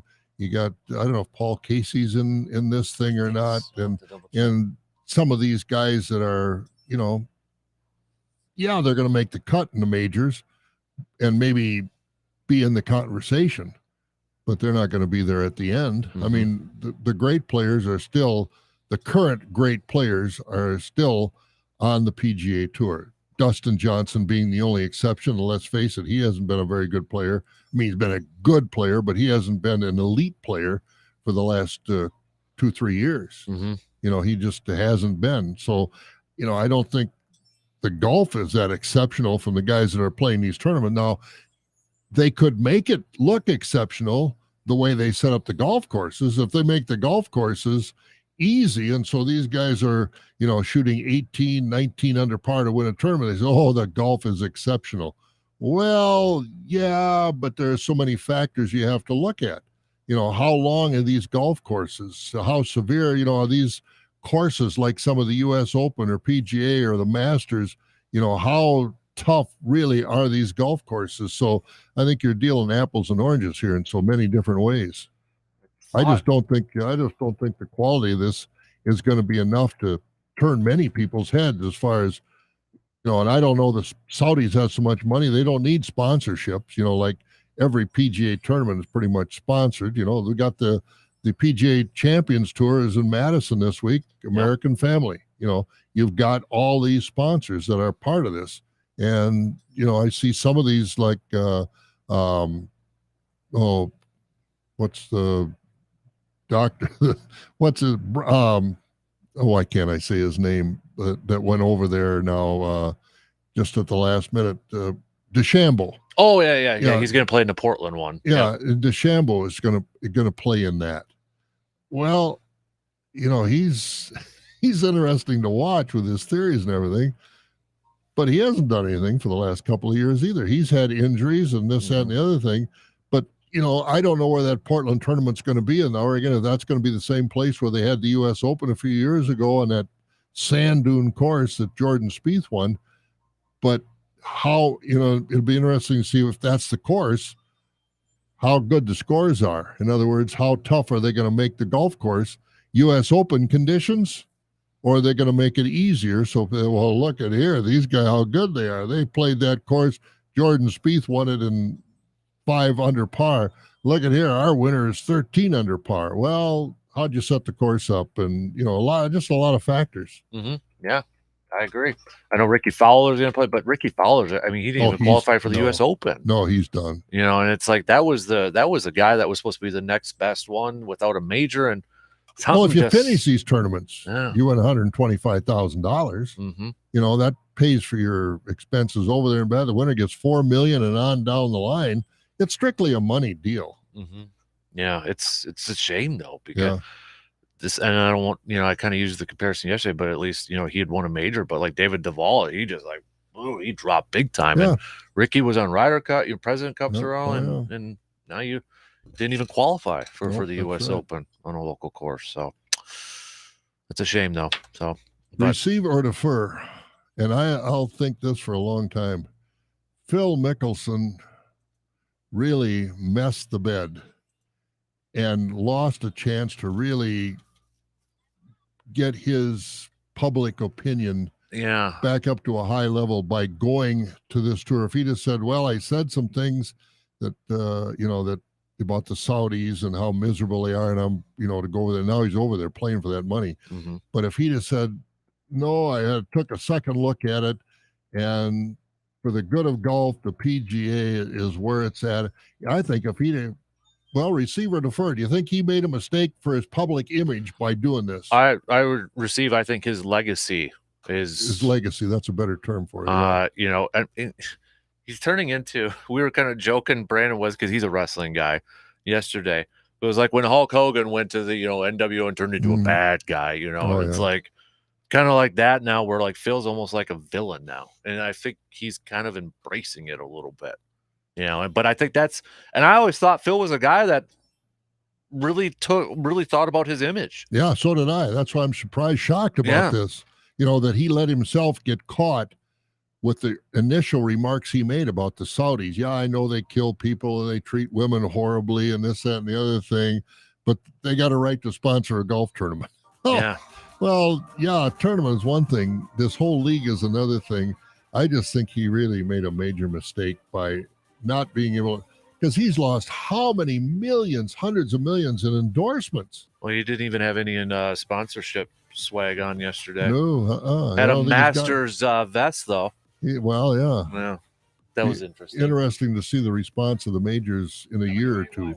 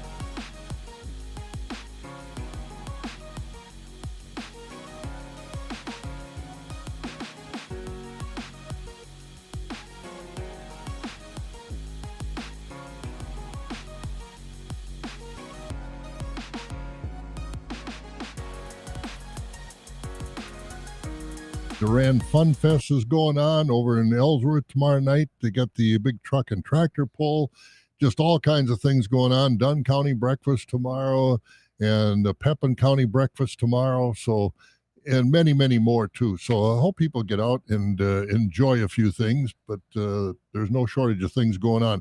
Quick question. We're talking about this new LIV golf tour where all these guys are, they're suspended from the PGA. What does that mean as far as their world ranking? Are they not considered because they're not competing, because you got competition between the PGA and the European Tour. Those guys kind of interact and play in so many tournaments and this, that, and the other thing. But as far as these guys that are going to this LIV Tour, like Johnson's coming back to play in the Open, and I don't know how many other ones are. If they qualified, I guess they can all play if they're qualified. But what does this do to their world rankings? Do they lose those? I haven't heard anything about that. That's a good question, and honestly, I don't know. Well, I don't know. I'll have to look into that one. But because if these guys are only going to play LIV, they're suspended from the PGA tournaments, and the U.S. Open is run by the USGA, not the PGA. So I don't know if they're going to be holding on to their world ranking. I think what Dustin Johnson is, I don't know, what is he, 16 or something like that now, or 6? I don't know exactly, but so maybe this answers it here. Just kind of reading a little bit from an article. Still to be determined is whether those players are ever welcome back. For now, the PGA made it clear that the suspensions include the President's Cup. The international team, countries outside Europe, is determined by the world ranking. So the way I read that is that doesn't affect world rankings. Because if it's still determined by world rankings and they're still living in the LIV Tour, then I don't know how they can rank them if they're only on the LIV Tour now. Yeah, I don't know, because that's such a different competition. And like I said, they could rig that tour to make it look like these guys are really good players, but they're not competing against the Scotty Scheffler and the Rory McIlroy, Justin Thomas, Jordan Spieth, and on, Colin Morikawa. And all those guys. In other words, what I consider the best players in the world, along with Dustin Johnson. But he's the only one on that tour that I consider to be up there with the top players on the PGA Tour. So I don't know how they can, rank them and make it fair. Yeah, they said the players who resigned will have their names removed from the PGA Tour standings, FedEx Cup, and President's Cup after this week. They said the tour will make sure those who haven't resigned will not affect rankings on various lists of tour players. So I think there's so much left to try to be decided, and what's the fallout. And these guys might get over there and start playing and say, man, this is like playing in the minor leagues. I don't want to play in the minor leagues. Well, it's kind of what Rory said. Was it last week at the Memorial when the field was first announced, and that was before Phil and that, and he kind of made the comment about like, well, look at the field and look at what we've got, going on here, and that was Rory, who was initially on that, perspective list, if you will. But he kind of said, yeah, well, look at the competition level. And that's kind of boiled down to is like, would you rather go up against better competition or bank in, cash in? Well, that's what they're doing. Yeah. I mean, what do they say? Dustin Johnson guaranteed $125 million. He's going to make more than what Tiger earned throughout his career. And and so do you blame a guy for that? I guess not. But, it just shows you that, he's got more money than God now. Let's face it. It's not like this $125 million was going to change his life. Well, and look who he's married to. Well, yeah. Did they ever get married? Yeah. Okay. Yep. Wayne Gretzky's daughter. But, and that's why it's so frustrating for me and you and, guys that go out and play a leisurely round of golf. These guys they're spoiled. I mean, they got so much money now. How much is enough? Mm-hmm. And they're doing what they're doing to upset the apple cart. And I don't think they're going to upset the apple cart. I think they're going to find out that I'm playing in the minor leagues instead of, I'm playing you got to watch me on the internet. Yeah. Can't watch me on TV. The Golf Channel isn't following this thing. They're mentioning it, but they're not following it. And you're not going to have, ESPN. I saw them give some scores, mm-hmm. but I didn't see any highlights. So I would think some of these networks like Golf Channel and ESPN and some other ones are under some pressure not to cover this thing. Unless all of a sudden the Saudis would throw a boatload of money at them for advertising or something like that. But I think at this point in time, they're very much under the radar. I'd agree with that. Yep, no doubt. Everybody's wondering about who's going to be playing in these live tournaments. They should be wondering who's going to be participating in the Casper Classic coming up in August. That's what more I say. important, absolutely. Right there. That'll get more press than that LIV tournament. My goodness. Just, throwing that out there, a little pub right there. Absolutely. So we got the Facebook event and more info at our website if you want to check that But out. I'm just wondering how long, the money is obviously turning their heads, and I can't blame them for that, like I said. But how long? When is pride going to take over for money, if it ever does? I don't know. But and I don't know, by guaranteeing him Dustin Johnson $125 million, does that tie him up for 1 year, for 5 years, for the rest of his career? I mean, he's 30-some years old, and he's still got obviously a lot of golf in him. But is he going to be able to continue at the high level that he's been playing at over the last 10 or 12 years? So I don't know how long a contract he signed to play in this LIV league. Yeah, I don't know. All right, so we're going to do a little Feel Good Friday coming up a little bit later on. But if you got a nomination for a Feel Good Friday story or a nugget or anything like that, hit us up with a text 715-830-1912. But the opening ceremony for the AmFam Championship is just minutes away. You went to the first one, or was it the second one? I went to the first one. First one down there. They don't do the celebrity. What they had, like Favre. No, I think they've got that again. Are they doing it? Okay. Yeah, Andy North and Favre and Derek Jeter was there 1 or 2 years. Yeah. I'm not sure who the other celebrities are, but Andy North and Brett Favre. Here we go. So Andy North, let's go. PGA Hall of Famer Julie Inkster. Yep. Is on there. Yep, I saw Favre that. and Jeter. Yeah. Okay. So they're going to have them back, and I don't know if is Aaron Rodgers. I haven't seen him on the State Farm Insurance commercials lately. Oh, I just saw him on one. Oh, did he? Okay. Yeah. It was during the golf thing with him and Brady. Yeah. And of course, that's why he's not down there. No. American Family sponsors it. What is the that too? But don't they have that what's that thing in Utah? Lake Placid? Is that Lake Placid celebrity one? That's that's Lake Tahoe. Tahoe. Yeah, I think that's coming up at some point soon. Yeah, he'll probably play in that. But he did his mini camp, and now he already said he'll be back in training camp. Yeah, he's gone. He's gone. So we got the NBA draft coming up here in a couple of weeks. How high do you think Johnny Davis was? Well, he got invited. That was the thing yesterday. It was announced that him and his family were invited to the draft. Good. To the draft thing. So I know Sam Decker was and Frank Kaminsky and all that, but I think top 15 he'll go. That's what would be my estimate too. I can't see him being, falling down or anything like that. But no, and who knows when he gets in, maybe he's got such untapped talent that we didn't see it at Wisconsin. But, based on what he did at Wisconsin, I think in the top 15, he led that team that was not very talented to a co-championship in the Big Ten, which I think was a tremendous feat. And I don't know if he gets in the pros, if he's going to be one of these guys that all of a sudden just breaks out and be like, I think of Mitchell from Utah. Oh, Donovan Mitchell. Mitchell.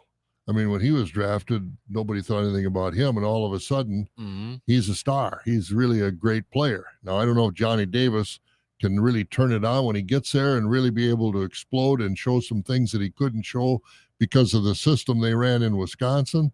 I don't know.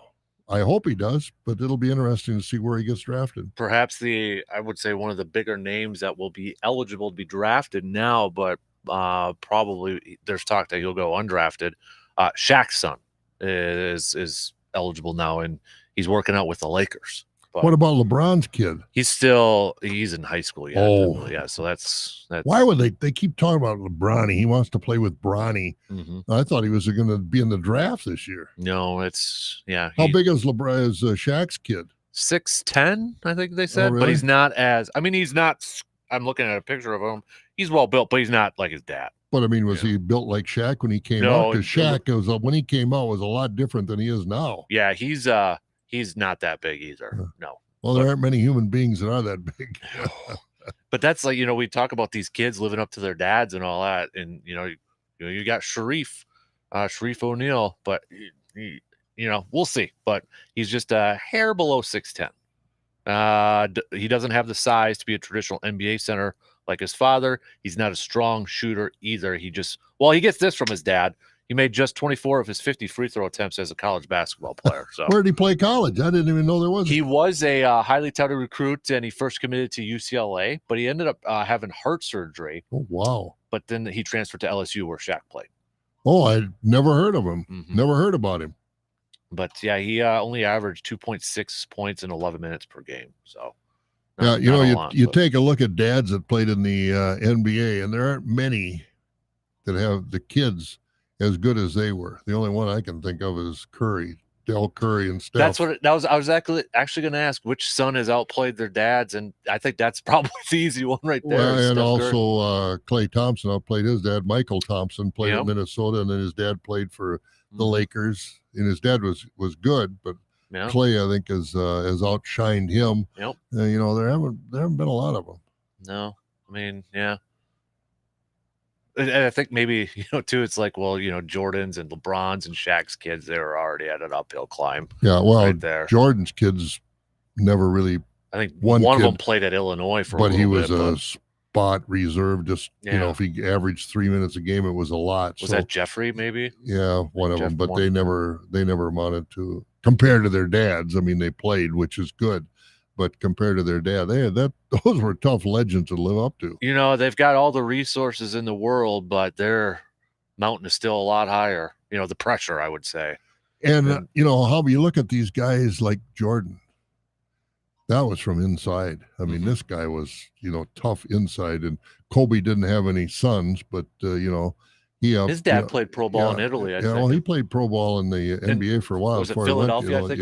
Yeah. And Jelly Bean.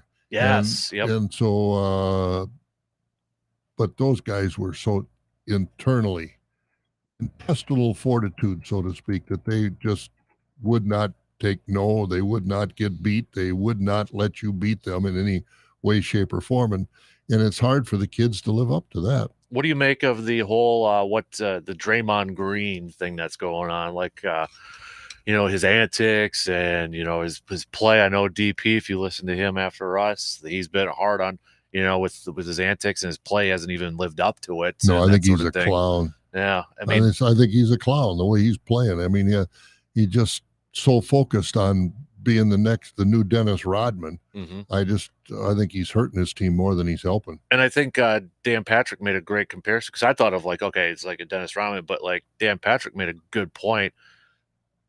We knew what Dennis's role was. Jordan knew what Dennis's role was. Did Dennis know what Dennis's role was? Exactly. Yeah.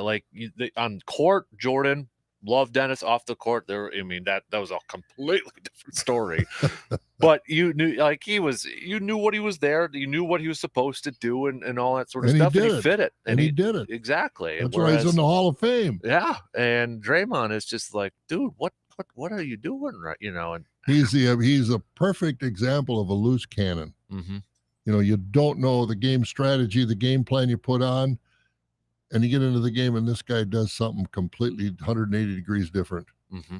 Yep. Yeah, I think he's hurting him more than anything else. And watching him now so intently in the playoffs this year, leading up to the finals and now in the finals, there are times when he is really impressive, but too many times now where he's just way off base, way out of the game plan.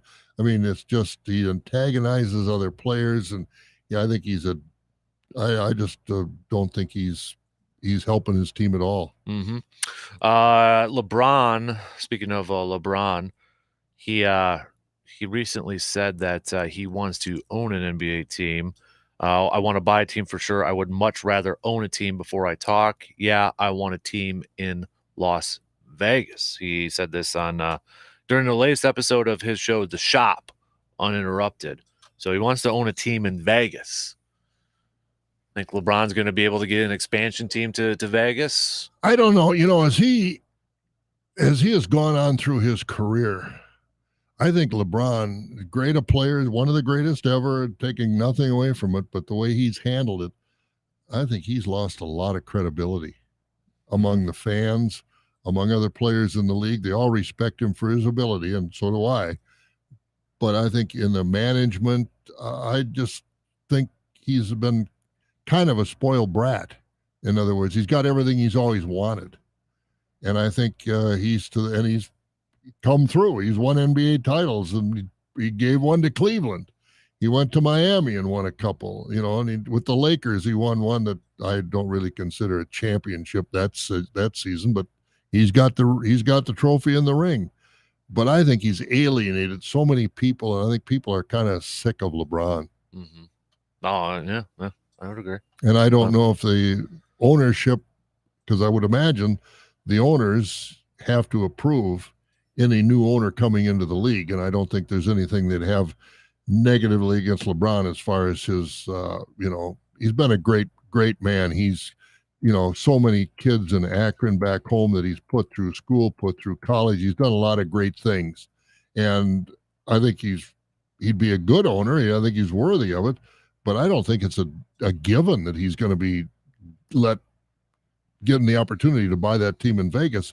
I think there'll be competition, and I think he's going to have to prove himself. Yeah, I think, they got 30 teams right now. If they want to keep it even, you could say, well, Seattle and then Vegas. Seattle's always highly been That's what they about, say. Seattle is the next Right. city to get a team. So would they want to than keep it Vegas. even and then get two Yeah. right away right there? I don't know. But everybody wants to go to Vegas. I mean, you got the Raiders that are over there. The A's might be moving over there, to get the Las Vegas Golden Knights and hockey that started it all. I wouldn't be surprised if the NBA's next. They had what they did an all-star game there. Be nuts if they didn't. Right. It's the fastest growing city in the United States. Mm-hmm. And Seattle, let's face it, there's just a little bit of money around that Seattle area with all the technology out there. Paul Allen has passed, but still you got, what's his name from Nike, Phil Knight. Do you mean Al Davis and not Paul Allen?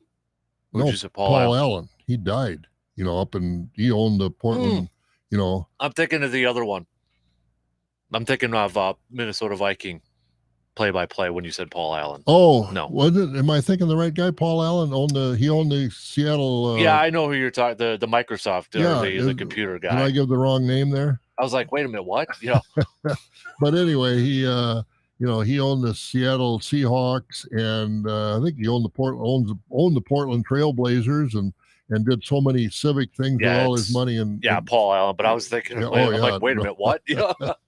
But he did so many. He's done so many things. But then Phil Knight, didn't he offer $4 billion to buy? Did he put an offer in on the Broncos that the Walmart guy got? There was something like that. And so he's got money. I'm sure he'd be willing to put a team in Seattle. So there's plenty of money out there. I don't think they're going to have a problem finding enough money to put a franchise in Seattle. He put a bid in for to purchase the Trailblazers. Oh, okay. Phil Knight did. Okay, then if he doesn't get the Trailblazers, he might push to put a team in Seattle. Mm-hmm. Yeah, I mean, it makes sense. Nike's over there on that West Coast. Oh, absolutely. Because he's I think he graduated from Oregon. Yeah, that's why Oregon's got such wild uniforms and everything that they've got. They've got about 30 different football uniforms and basketball, and he finances all that. And obviously, he can get a deal on uniforms. Oh, yeah. And no shoes doubt. and all that stuff from Nike, obviously. Employee discount. Yeah. Still about 5%. So I don't think there's going to be any challenge, and I don't know what they're waiting for.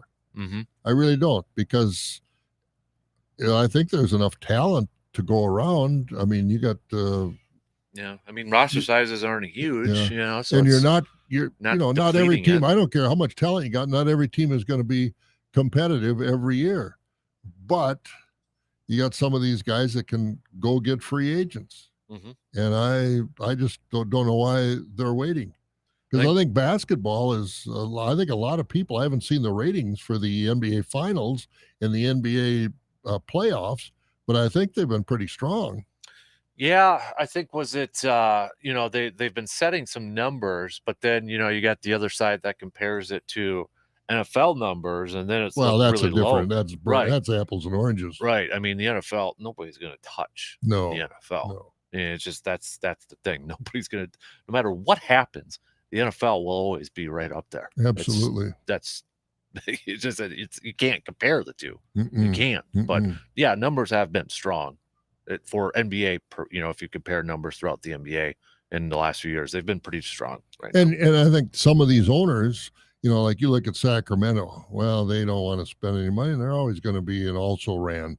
But I think if you put a franchise in Seattle, and I don't know, with Paul Allen having passed, and he still owns, or his estate still owns, the Portland Trailblazers, I don't know what kind of direction they're getting as far as putting players in there. I know they've been pretty competitive the last few years, but I think there's some teams that are always going to be weak. Sacramento is one that comes to mind for me.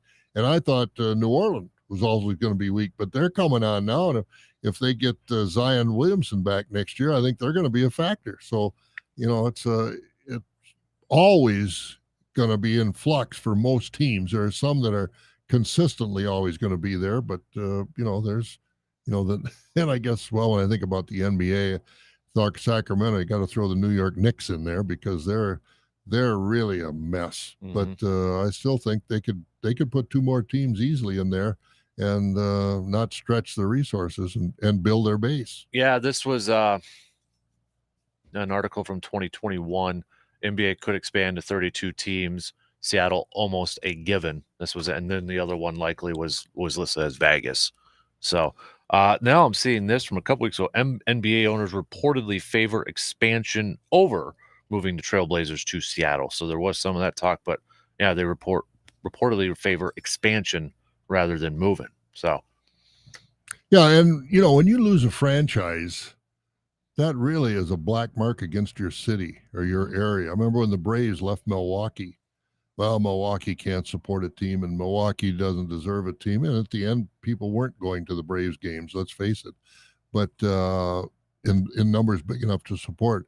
But now they brought the Brewers in, and they found out it's one of the most stable franchises in all of Major League Baseball. And the New York Knicks, that's been this dumpster fire for years and years and years with Dolan owning them. But they've got Madison Square Garden, the most famous arena in the world, and you got New York fans. They're going to show up at those games. If they could put a decent team in Madison Square Garden and put that facility back on the map, wow. Mm-hmm. I think the NBA would, one franchise, the New York Knicks, was brought back to competitiveness. I think the NBA's numbers would go just that much higher. I would agree. Yep, I would agree. All right. Okay, we got to take a quick break. Yeah, we rambled there a little bit, but that's okay. So, all right, we'll catch up on some texts as well. We'll do a little feel-good Friday story coming at you. Last call if you have any submissions or nominations for that, or you want to pass along something cool that you saw somewhere, do that. Text us, 715-830-1912. Quick break. We'll be back after these few words.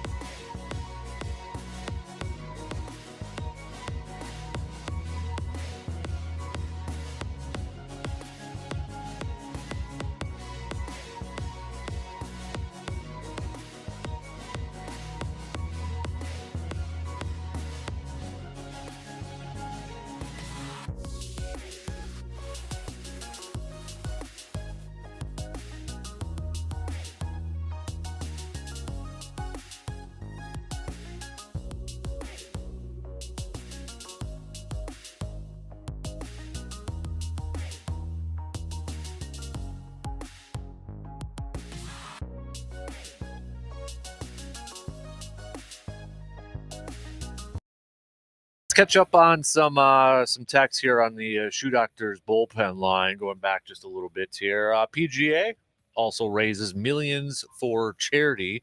Saudis, question mark. That's a good point. Good point, too. Yep. You bet. The only way the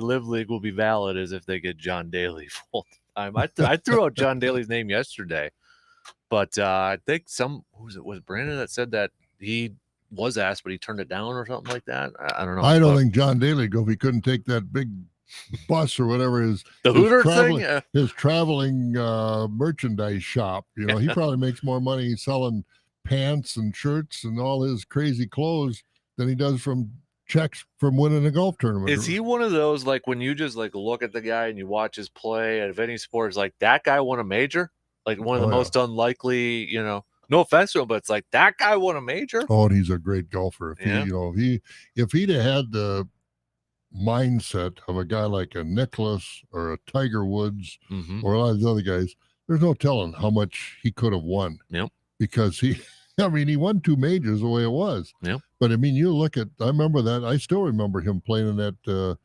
PGA, who got in I think the morning of the tournament and ended up winning that, smoking cigarettes, walking down there and just wrapping that club around. Wrapping that club around his neck and coming through. And holy man, the guy had so much talent, still does for that matter. Yeah. But, he just kind of lacks focus once in a while. To be able to grip and, hold that grip throughout the forearms and his hands just got to be strong as all get out. It was fun to watch. Remember, he was over at Kohler at the PGA one year playing in that, and he had on some wild pants.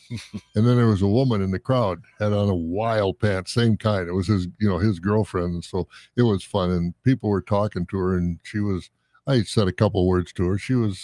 I love watching golf and this, that, and that. Nice gal. So, but he's a character, that's for sure. He lives in his own world. Oh yeah, I know his kid's golfing for Arkansas for the Razorbacks. So now they call him Little John. Mm-hmm. Well, they both got. He's got an NIL with Hooters too. Oh, does he? Yeah. Well, good for him.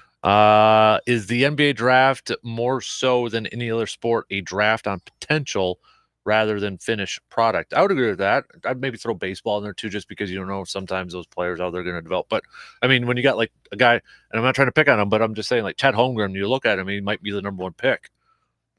He's going to have to get bigger, and polished, and the potential could be there. I mean, you got a 7-footer who can drive and hit from the outside, but he's going to have to polish his game a little bit more. Yeah, I think very seldom have we been, that unanimous first pick of the draft. Mm-hmm.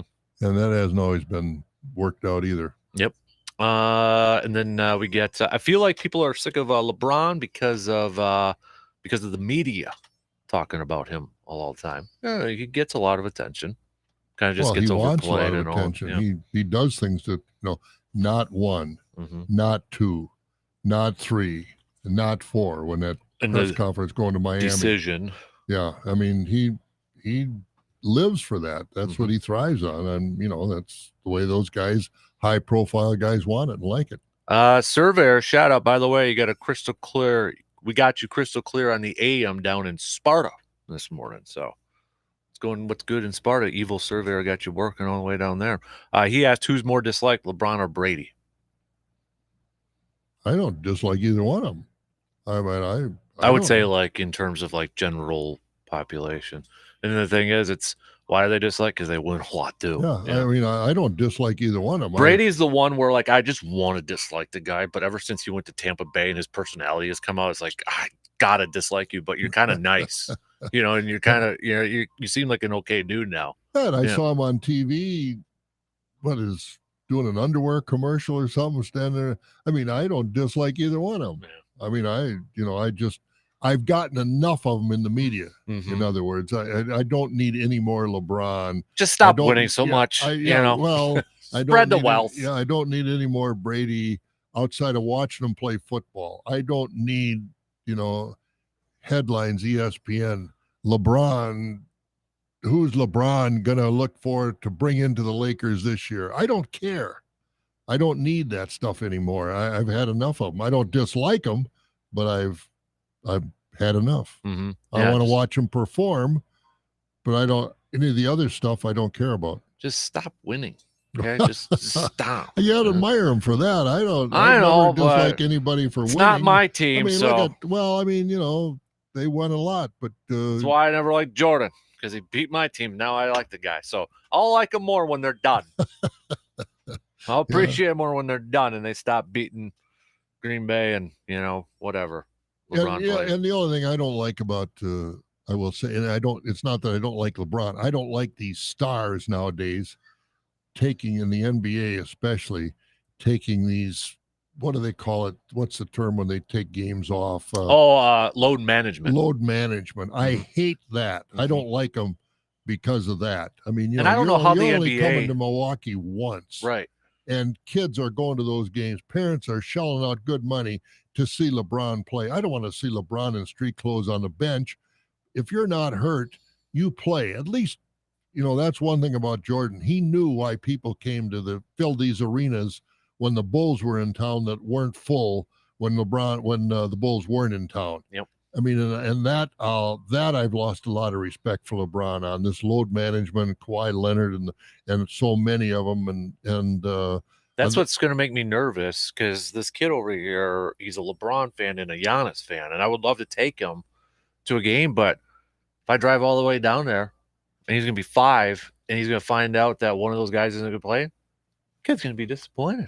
So are you. Oh, well, so am I, because that's going to be more of a bigger ticket, and now I just spent all that money and they're not even playing. Yeah, that's one thing and I can't say I don't like LeBron for that. I don't like that load management, and I can't imagine the NBA does either, but What are you going to do? That's like Adam Silver talks about, trying to figure out ways, but like exactly what can they do besides anything short of like, no, you got to play. They ain't going to do that. Well, because then they'll come up if you go out there for a few minutes, let people, because now everybody's got a cell phone. Mm-hmm. So they can take a picture. Here, look I went down to watch the Bucks play the Lakers and LeBron. Mm-hmm. At least they saw him on the court. I don't want to see him in street clothes. At least, see, this is why preseason football is great. At least already they're not playing. That's true. That's true. You already know, and you already know they'll be on the sideline. But they don't load management during the regular season. No. If they can play, they can play. Yep. No, I that's what makes me nervous, because baseball, they don't. They'll rest the guy. If they got a night game and a day game, they might rest a guy, but at least he had played the night before, and in the same city, in the same, baseball, they play 3-4 game series. So you got a chance to see him, and they pretty much know that some of these guys, as they get older, they won't, catchers especially, they won't play them a day game after a night game and things like that. But in basketball, you don't really know that. That's what makes me nervous, because he wants to go, and I'm like, I just fingers crossed at that point. No, I don't blame you. But maybe I'll make a call. Like, my word will go anywhere. I mean, if I went down there to see LeBron play and he didn't play, I'd be, Mm-hmm. And if you because it's an effort to go to Milwaukee from here. Yeah. Well, it's even an effort to go from anywhere. You're taking a kid, whether you live in Eau Claire, or whether you live in Watertown or Waterloo, 30 miles out of Milwaukee. You take your kid, you spend that kind of money, and he's not hurt, but he's not playing. What? Mm-hmm. It's like calling in sick when you're not really sick. But I don't like that load management thing. No, I don't think a lot of people do. No, I think we're probably in the majority on that one, right? Yeah, I hope so. No. All right. We got to take another break coming up here, because we got to catch up on some stuff. But let's chat some more baseball coming up and do some predictions and all that good stuff going up against Washington. We'll go through the pitching matchups and kind of give you a little bit of a background, a little bit of a preview on how these pitchers have matched up with these lineups and all that good stuff. So we'll take that final break. Last call. If you want to chime in on anything, give us a text, 715-830-1912. Or Twitter or Facebook, or the new video stream. That's up on YouTube. It's up on Twitter. Try to get it up on Facebook next week. See if we can convince the powers that be to give us a little spending money right there. All right, quick break. We'll be back after these words.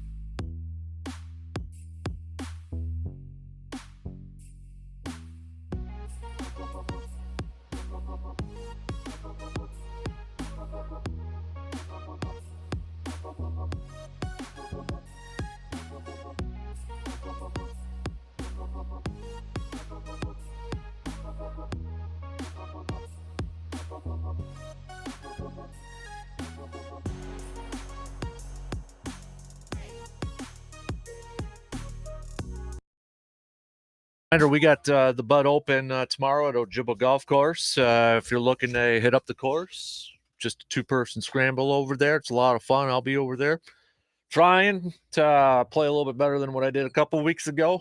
I know it's a tough task, so got to still break in those new clubs right there. But you're looking to head out to the course. They've got a couple more spots left, so give them a call and sign up your two-person team just for $100. Includes the meal, includes some drink tickets, cart, and your 9 holes of golf.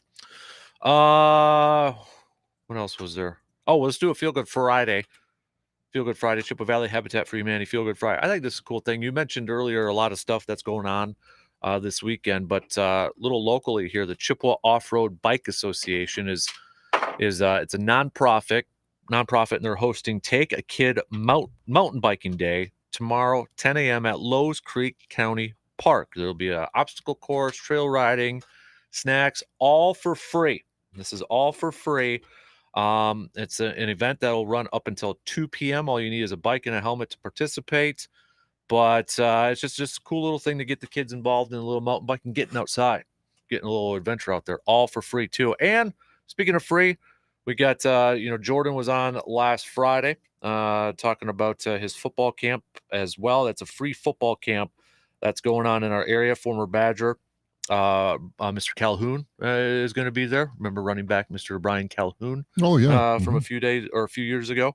But it's the Wisconsin Legends football camp, football skills camp, ages 7 to 18. That starts tomorrow. That's going to be at South Middle School, 9:30 to 12:30, and that is free for the kiddos too. Oh, good. So couple of cool events going on. Yeah, get the kids outside, expose them to some of these things, and who knows, maybe the kid's going to find out he's got a passion for mountain biking. A lot of competitive events that are held around here and around the country, and you never know what their passion is until you get them out there and get them trying. Football camps as well. Yep, definitely. And then after that football camp, because Jordan also owns the sports card shop on Birch Street. Yep. We're going to be heading over there, hanging out, and doing a little grill and chill and a little meet and greet for the kiddos too. So, good stuff right there. Bet. All right. We got about 9 minutes to the top of the hour here. Brewers. Belmont Stakes on Saturday afternoon. Man, there's a lot of stuff going on, dude. Rich Strike will be back in it after not going in the Preakness. I don't think the Preakness winner is going to be in that race. What was it? Late voting or active voting or something, or so won the Preakness. I don't think he's going to run in it. So, no chance for a Triple Crown. You kind of loses the appeal when you don't have the Derby winner go to the Preakness, and then if he wins that, on to the Belmont. But the Derby winner will be in the Preakness, will be in the Belmont tomorrow. Only 8 horses though, so it's not a very big field. 1.5 miles is a long way to run for those guys. I think it's all guys. I don't think there are any fillies in it. No, I don't know. You would know. So yeah, I didn't see any fillies in there, but Rich Strike will be there. I don't know if he's going to be the betting leader or the favorite. A couple other horses are going to be very competitive because a lot of folks will rest them leading up to the Belmont. That's why when you get a Triple Crown winner, it's a major feat because a lot of those horses they run against the Belmont haven't run in a month, so they've got plenty of rest. So, but that's tomorrow. That's usually later in the afternoon, getting 5-6 o'clock. Brewers going to start their series on the road against Washington tonight. What's that time? 8:05. So 6:05. Yeah, that's okay. So, yeah, I'm losing my vision right now. Getting old age right there. 6:05. Aaron Ashby going to be on the mound for the Brewers. Eric Fetty going up for the Nationals. Not a ton of experience between these lineups with these pitchers. Brewers a little bit more with Eric. Andrew McCutcheon's got 17 at-bats against him, batting 176. Christian Yelich, 7 at-bats, 429. Hope that continues. Right. Other than that, you got Rowdy Tellez with 5 at-bats, just 200. Everybody else just has a couple of bats against them.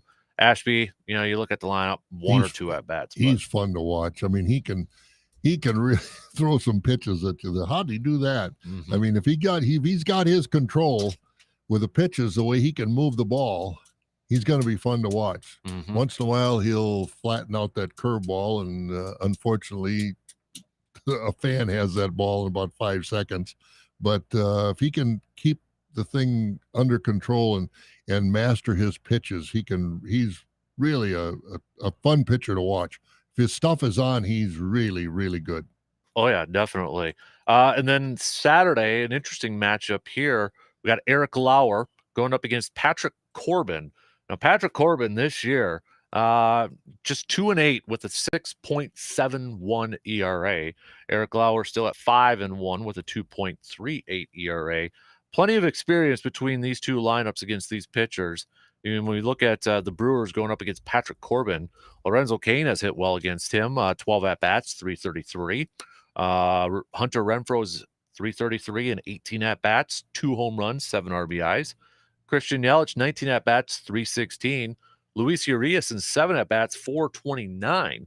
Andrew McCutchen clearly has the most at-bats, though, 44 at-bats with 3 home runs and a 250 batting average.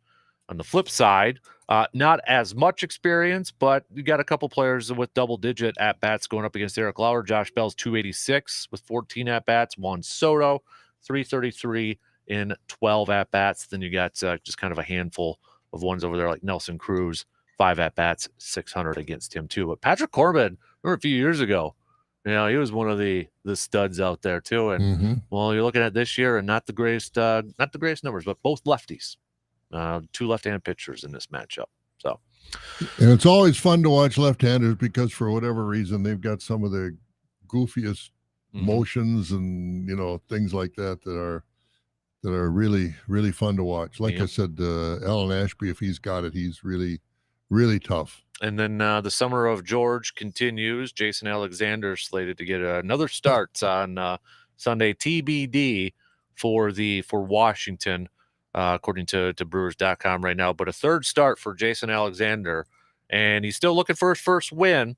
His 2.25 ERA, 0-0 so far this year, but give the guy credit. His first 2 seasons, he's been solid. He's been solid for his major league debut so far. Get him a little more support, and he'll have a win or two.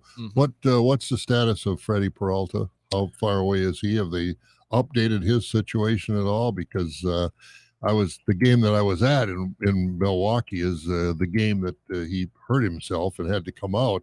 And that's getting to be 3 weeks ago now. Yeah, I haven't nothing as of just a couple weeks ago. So because he was starting to come on and starting to pitch very, very well, and losing him hasn't helped either. No, it hasn't. But so that's your pitching matchups for the weekend. You confident Brewers can take 2 out of 3 at least in this series? I'm hoping so. It's are they going to come out of their rut? I just I pound this drum all the time. I keep hoping against hope against hope.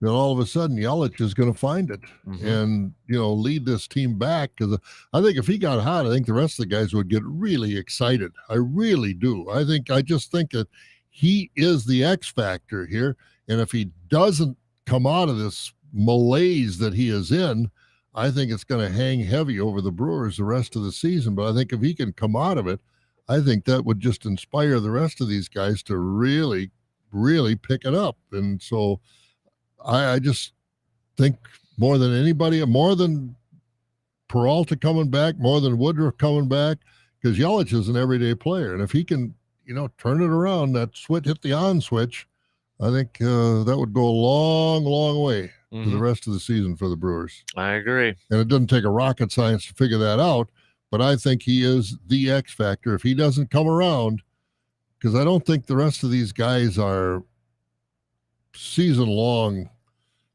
You think of, I go back to Aguilar played first base. Remember, he made the All-Star team. Jesus Aguilar, yeah. Jesus Aguilar.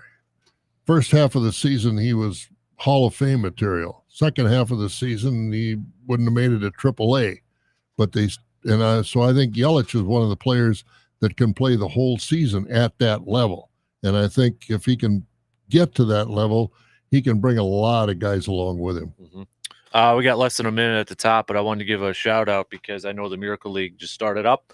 We were actually watching one of the game after his T-ball game the other. I haven't gotten my, you got to be a PAL or whatever. You got to get your certification in that you're okay as far as legal situation, and your background. I haven't got my background check back yet, so I don't know what the deal. I got to double check on Double that. check. See what, You in trouble that we don't know well, about no, right that's now? not, They I might did it, come out. last year, no problem. Yeah. And you got to renew it every year. So I thought, well, I'll just renew it again. Nothing's changed, and I haven't gotten it back yet. So I don't know what the status is. I got to find out. You sure you want to find out?